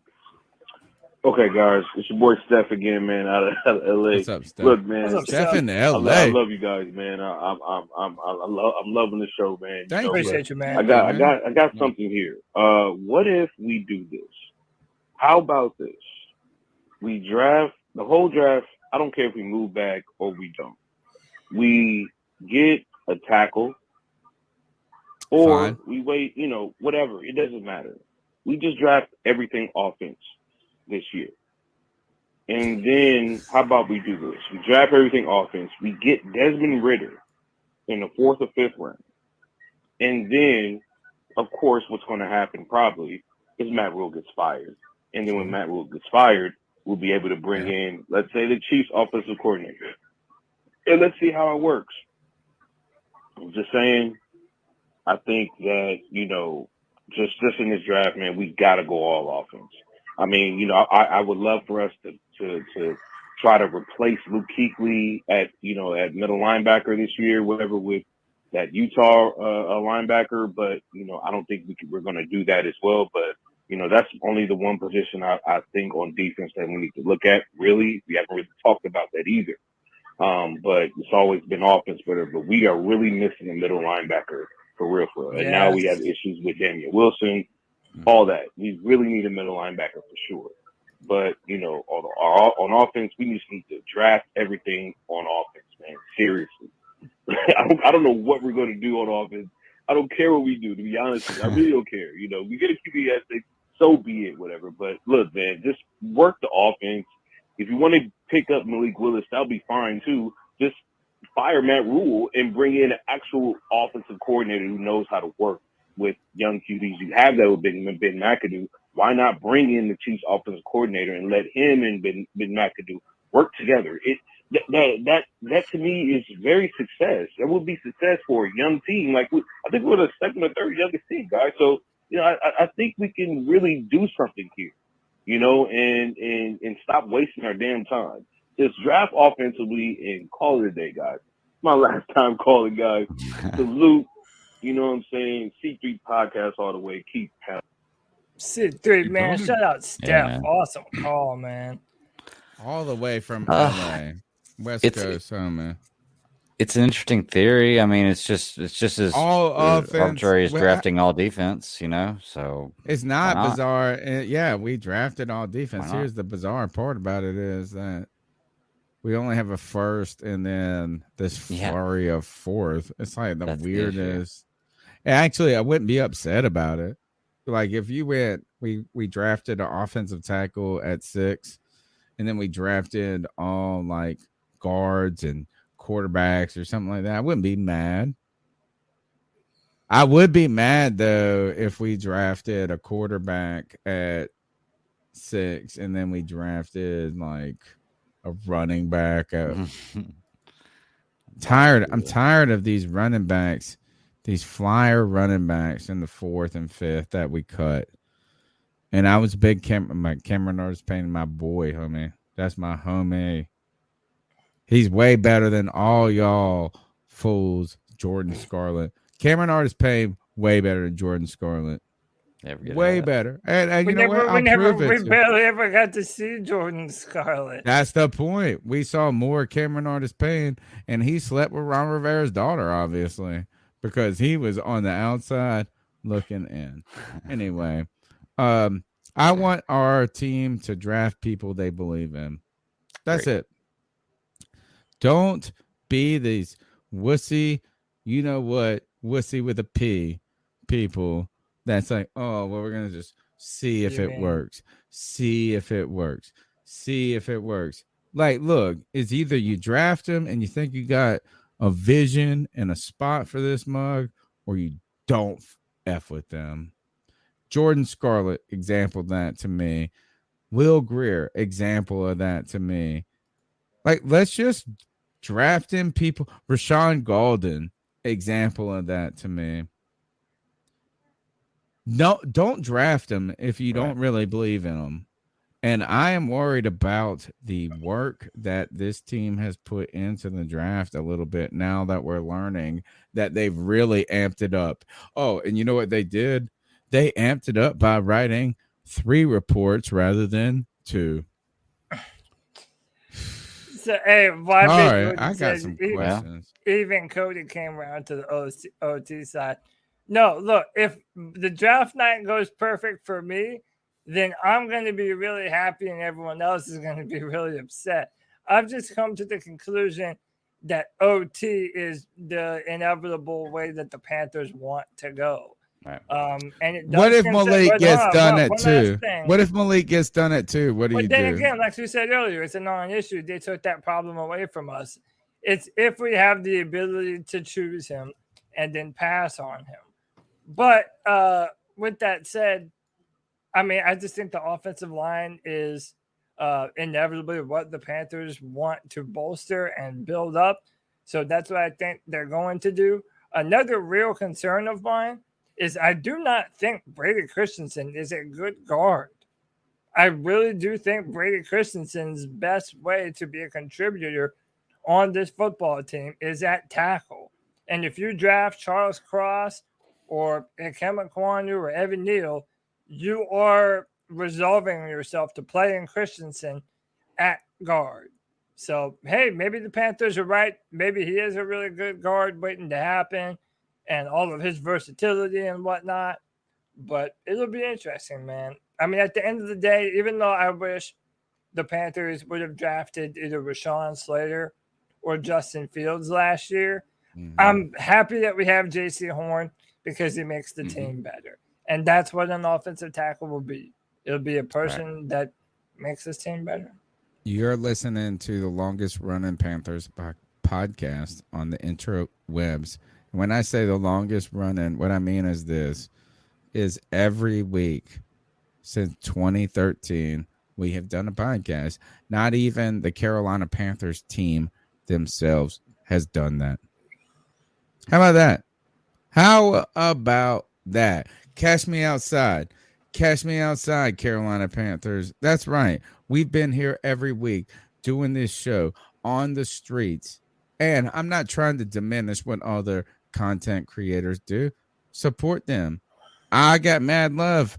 Let's enlarge the conversation. But we ain't missed a week. We ain't missed a beat. This is our 9th show, our 9th draft party on Thursday. But we're going to get at this. This is going to be wild. It's going to be wild. I promise you this. If Tony is happy, it's going to be weird. It's going to make everybody feel weird. Right. Be like, what? Tony didn't flip out? And thank God for a couple of years, I love us picking early because, man, when I pick 25, you don't know what you're going to get from me. 7 hours of drinking beer by that point. You don't know what I'm going to say. But look, on Thursday night, we're going to have a dope time.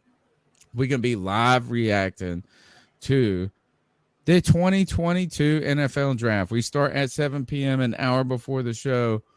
And this might be the most unpredictable draft there ever is. And if you ain't hanging out with us on Thursday, then you missing out until Saturday when we got the Saturday free-for-all, right? I mean, That's like right. this. It's like there's nothing to talk about as a Panther fan unless for some crazy reason we trade out of the first. That's not happening, folks.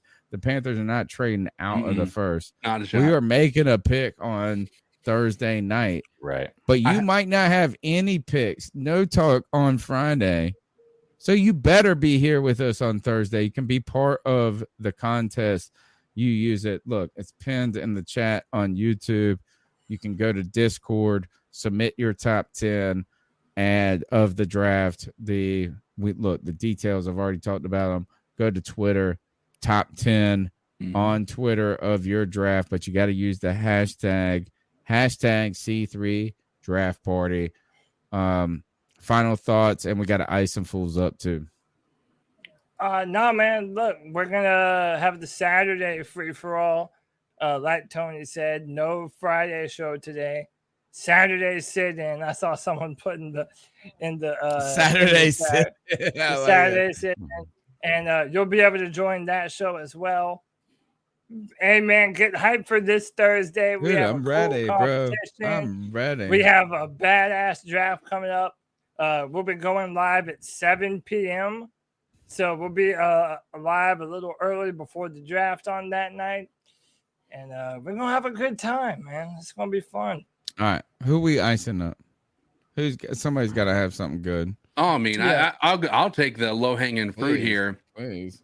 I love what's happening with the Johnny Depp trial and Amber Heard. Johnny Depp has really made himself look way better than I think anybody could have imagined. Like I don't think there's a single we gotta rescue person him. that can watch. We gotta rescue him and Will Smith. They need our help. Well, we gotta at least rescue Johnny Depp. Like Johnny Depp's in a weird situation, right? And the thing is, I saw a meme. It said, like, think about how fucking how much of an awesome person you have to be throwing out zingers in the middle of a trial when there's $100 million at stake if you lose, right? Like it's not a joking situation. My man said this. They asked him about how many times he signed the contract. No, the one time he was like, so is this your signature? And he goes, yes, this is the third time I've told you it's my signature. I love when he says, did I read that right? He says, you continue to read them right. But like, but it was that. But so the whole Amber Heard thing is, she looks absolute like the worst person on the face of the planet right now. By the way, she had her attorneys talk about how she had this foundation in her pocketbook the entire time, pulled it out, said this has been in her pocketbook for years. Name brand and all. Yeah. Name brand and all. Milani. Yeah. Well, the makeup company came out and said, we didn't release this until 2017, a full year after their divorce. So she's lying. Like, I mean, just the makeup company coming out immediately She goes, saying, like, I this is just some thought bullshit. meant all makeup. That's what I call all makeup. But it's that I want to ice up Amber Heard, obviously, because of the clear, just false allegations that have been created. Now, there may be some truth behind it, but I think if there's any abuse, it was a joint level of abuse that took place. But what I really have a problem with, and is ultimately something that I think is going to be a huge, like, honestly, it's going to be a part of our history as we move forward. And it's this constant cancel culture that is existing, right? Johnny Depp had multiple franchises he was a part of that he was removed from because of allegations. That's it. The dude was not, like, again, we could talk about this. This is one woman saying who has very clear reasoning behind wanting to do this. At his time, and it was in the middle of Me Too. That's the problem. It was in the middle of a mob culture moment. That's what it really is, which I think you're getting at. Right. Yeah, it's in the middle of this, but also the thing that I think is a lot of people will try to say, well, that's exactly the same situation for Deshaun Watson. It's not even close. This is one woman who has no proof that anything took place, who is making an allegation that nobody has ever made against Johnny Depp, who only has positive things. Like, in a world where celebrities are known for being some of the worst human beings on the planet, Johnny Depp is infamously known as one of the best, people to know in Hollywood, right? I can, like I said, there's plenty of stories out there and showing that. No, I mean, like I don't think he's a bad person. Keep going. I got something I want to say about it. But to just throw him out of things that are huge franchises like Pirates of the Caribbean, like Alice in Wonderland, Fantastic Beasts, like, these are huge opportunities. I mean, he was getting paid a lot of money, and I'm again, we can sit here and say we have $25 million a pop. He lost $75 million in just guaranteed money. Guaranteed money, and that's not including merchandise, like all this shit that follows. Like, yeah, exactly. And I think he's doing a lot in this. There's definitely a lot of things happening that is repairing his image. But I mean, as of right now, like, this cancel culture that has been created just because one person whispers the right thing to somebody, and it just completely ripple effects, and it's just, we're so manipulated, or we're so easily manipulated by the masses by the wrong thing being said. It's mobism. You know what I'm saying? It's just a mob emotional. Right. I agree. So my funny ice up is Amber Heard, but my real ice up is for the people that bow down to the 3% of the population that are the most vocal because they think it's the right thing to do, when in all reality 97% of the population do not agree with those people, and in complete honesty, they're really fucking up themselves because they're really alienating the majority of the country. So for those people, ice up. I agree with your ISA pick entirely. I am all on justice for Johnny. I am on this also. We need to rescue Will Smith from the emotionally and physically abusive Jada Pinkett Smith. Like, I mean, I'm all on this. The one thing that is of interest to me, and like I'm endeared to Johnny Depp at this moment. Like, I mean, I'm with you, bro. Like, I got you. The only thing I have a problem with is that, like, we don't have a problem with him being a complete Oxycontin heroin addict, druggie. Like, I mean, he really had so what I'm just trying to say is that, like, I don't want to tell you to kick people off of something for anything they did wrong, but obviously this dude was living a hard life. a straight hard life that Right. was not Disney oriented. So if we're gonna kick somebody off for beating his wife, I mean, like it's like this. What is he gonna go do Disney shows and be snorting oxy on their side? Like I'm just upset that this is like they are mad. Like Johnny was at the bottom, bro. He was at the bottom, and I Dude, don't. I'm total justice for Johnny. One of my favorite comedians, his name is Andrew Schultz, on his podcast today, he said that Johnny Depp has done more bumps than a Braille library. Yeah. I mean, like, that's like what we're saying is that like I'm to the point where I feel like he was unfairly kicked off of these movies because of unfair allegations. I agree with that. I'm not trying to dismiss that, but it also comes to light that he is comes to public that he is a super drug addict. Like, what are we going to ask him to host Double Dare? But the same could be said. Look what happened with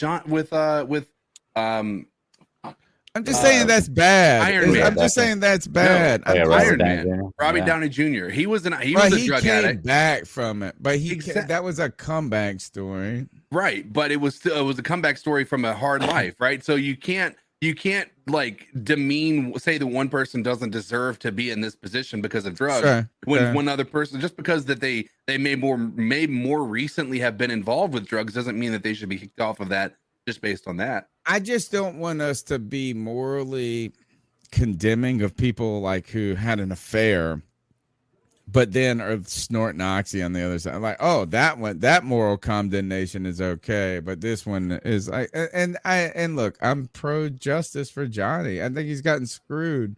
Right. I'm rooting for this dude in all points. I'm just saying, like, at the end of the day, like, if we're gonna take this ground that anybody who makes a moral transgression needs to be canceled, right, then we do have to look at these other things that you're doing too. Yeah. All right. Who else has got an ice up pick? Yeah, I'll go first. Or second, whatever the hell we are at. Next. Let's go next. Dude, to all the people who keep making these dumbass statues, I don't know if you already saw. I mean, you might have saw the name, but can any of you guess, just by looking at this, who this is supposed to be? No. Any guess at all? Andrew Luck? Baker Mayfield. There you go. Try Baker Mayfield, dude. And look at his face looking at the statue. Like, dude, that looks nothing like me, bro. Why does Baker Mayfield get a statue? Ohio State. He won the Heisman. No, Oklahoma. That's Oklahoma, it. Yeah, he won a Heisman. That's it. That's literally his claim to fame. That's probably hey, that's the new Panthers quarterback, y'all. So hey, Baker, congratulations. He looked like Matt Rule. He got a giant hand. Yeah, man. All right. So everyone keeps on making these statues that look nothing like the people they're made to resemble. Yeah, y'all need to get some better artists. Ice up, son. Greg, what you got? Okay, so I listened to this. I listened to this Charlotte radio show called Woody and Wilcox, and they play this game called It Happened in Florida, where they give you 3 stories, and you got to pick which one happened in Florida. But they always come up with these great stories, little news snippets, and they came across one today, the podcast I listened to today, about a guy in California. Okay, so you know how at a checkout line, like basically whenever there's the self-checkout, it's usually just one line, and then like when the self-checkout opens up, everybody goes to it, you know? Well, apparently this guy in California had asked the manager, because the line was backing up really long, just if he could open up another lane. So that way, you know, they could shorten this line up. And the manager made some kind of comment to him, and he made some kind of smart ass comment back. I'm not sure what the exact verbiage was, but the store employees proceeded to take this man and into a closet and beat him. Damn. Like threw him on the ground and were like stomping him and punching him. He ended up with a concussion and like a cut eyebrow and all kinds of stuff. And it's like, what kind of place does something like that where they have employees that bring somebody in there? So I'm icing up those employees, especially being in California. It's supposed to be so nice out there, right? And everybody's supposed to be all loving and peaceful. It's just kind of funny that somebody makes a smart comment and you can take them in the office or wherever they went to and beat the shit out of them. So to those people, ice up. Ice up. No. Yeah, it's not the all cuddly and soft, because they literally have an entire culture based around crime, because they won't prosecute people if they're like, all right, yeah, we're not going to be doing anything if you steal less than $900, we're not going to even pursue you. Right. Okay, so we'll just go ahead. That's all they did. People just go into the stores now and steal like $850 worth of stuff and walk out, and nobody does shit about it. Mm-hmm. It's crazy. My ice up pick goes to Pete Prisco for coming out and just completely shitting on Malik Willis, saying he doesn't like him as a player. He doesn't think he's like going to be anything. I mean, and like it just was like so over the top. Like, it's okay to say that you don't think that this person should be a pick right in the top 5 or 6 or 10 or whatever, but the idea that Pete Prisco, who and we know we've got a long history with him, and he's the guy that broke the story with Cam and the icon. You remember Cam? He said he wants to be more than just a football player. He wants to be an icon. And Pete Prisco said he ain't even played a snap, and he went all off on this. This ice up pick goes first to Pete Prisco for his basic ass comments when it comes to Malik Willis, right? Like a preconceived notion about not liking a player regardless of what he can or can't be or who he is or isn't. He already decided what he is in his mind without looking at anything. It doesn't even matter. It doesn't matter. It's like Pete Prisco is going to find a quarterback or find a player like this.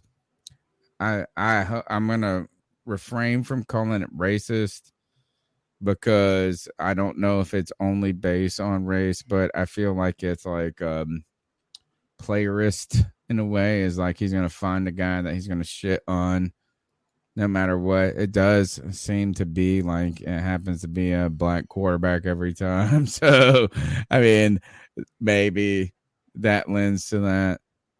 But this is par for course for every year. So it starts, my ice up pick is initially the Pete Prisco for his stupid ass basic comments using a national platform and just saying some sensationalistic shit just because he can. Not because it's right, not because it's even close to being right or wrong. It's just absurd.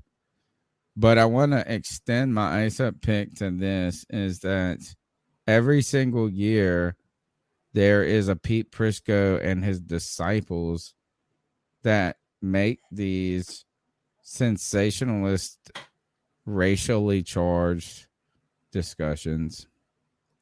Like, I want to tell you that these people that we can debate about quarterback, tackle, this and that, in somewhat of like, and have real legitimate arguments. But when you make such thin, uninformed comments, it does truly lend to the idea that you are racist mugs. Like, what else is there at that point? Like, what else is there? If you can't, are you trying to tell me? All right, and here's what I'm going to say this. Pete Prisco, Q, whoever else is that disciple, when are you going to start talking about Kenny Pickett scored a 17 on the Wonderlic, and maybe he's not smart enough to be a quarterback? When are we going to cue that discussion up, folks? When are we going to cue that up? Because I think that's low-hanging fruit. That's what I'm going to say right now. In fact, if the Carolina Panthers pick Kenny Pickett at 6, I'm going to flip the fuck out on this show. And I'm going to say we picked a dumb, poor-ass white kid, a dumb cracker. We picked a dumb-ass cracker who couldn't even score above a 17 on the Wonderlic. So to you, Pete Prisco, and your basic sensationalistic comments, give me the platform. Subscribe to the C3 Panthers podcast. I'm icing Prisco's disciples up. Cheers. Yeah. I'm telling you, man. Someone Pickett is stupid. How about that? Let's start the Pickett is stupid conversation. People wanted to talk about Cam Newton's Wonder Lake. Cam Newton scored a 21. Pickett scored a 17, bro. Right. A 17. What's a good score? Well, I'll tell you this: is Malik Willis scored a 33. Oh. He scored twice as much.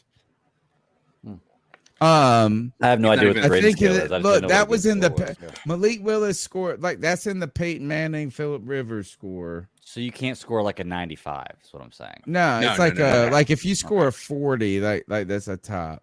Okay. But the lowest score in history was Maurice Claiborne. I think it was Joey's boy, and he scored like a 6. And it was like he was like, I didn't try. That was the thing that came out of it. So I'm gonna say this. I'm icing up Pete Prisco, and I'm saying this. Where is the narrative? Imagine if Malik Willis would have scored a 17 on the Wonderlic. Oh, that would be all they talk about. Imagine that. Where is the discussion that Kenny Pickett scored 50% less than the other quarterbacks? Where is that discussion? I want to know it. It's the C3 Panthers podcast. We got the draft night on Thursday. The C3 draft party is going to be lit. Thursday night, 7 p.m. to the end. It's going to be crazy. Look, we go 3.5 hours on a Tuesday. What the hell will happen on Thursday? Oh, God. I shudder to think. Oh, you better get some methamphetamines. You better get your this and that. We got to stay up, folks. We got to stay up. My name's Tony Dunn. You can find my work at cat_chronicles, the C3 Panthers podcast, CarolinaCatChronicles.com. Cody Lashley, my wheelman. Tell them how they can get after you. Yeah, find me on Twitter at Cody Lack, CODYLAC. Tomorrow, brand new mock draft going up at drafttech.com. Check that out. And yeah, I'll see you freaks on Thursday. CK, the voice that makes a moist. Hey, yeah, you can find me all over the interwebs under the pseudonym Codizzle Allen. And if you're interested in watching, I played this game, Kerbal Space Program, yesterday. Basically, you just got to build. It's like literally rocket science. You have to learn trajectories and all that. It was a little bit too much for me. But if you guys are interested in stuff, just random and way games, too much for Kenny Pickett. Right? Yeah, way too much for Kenny Pickett. Malik Willis, great though. Yeah, if you guys are interested in watching any of that, I'm on TikTok. I'm on Facebook Gaming, YouTube, all those places. So go check it out and follow me on Twitter. You fucking idiots. The Bat Daddy, the Stat Daddy, the Bird Daddy from what I've heard and seen. How can they get after you? You can find me at the Bat Daddy 52 on Twitter, or check me out Fridays, sometimes Saturdays on the Super Civil Servants podcast live on YouTube at 9 p.m. Eastern Standard Time. Fun times. Whoop, whoop. That's it. Wheelman, take us out of here. Until next time, Panther Nation, keep pounding. Keep pounding.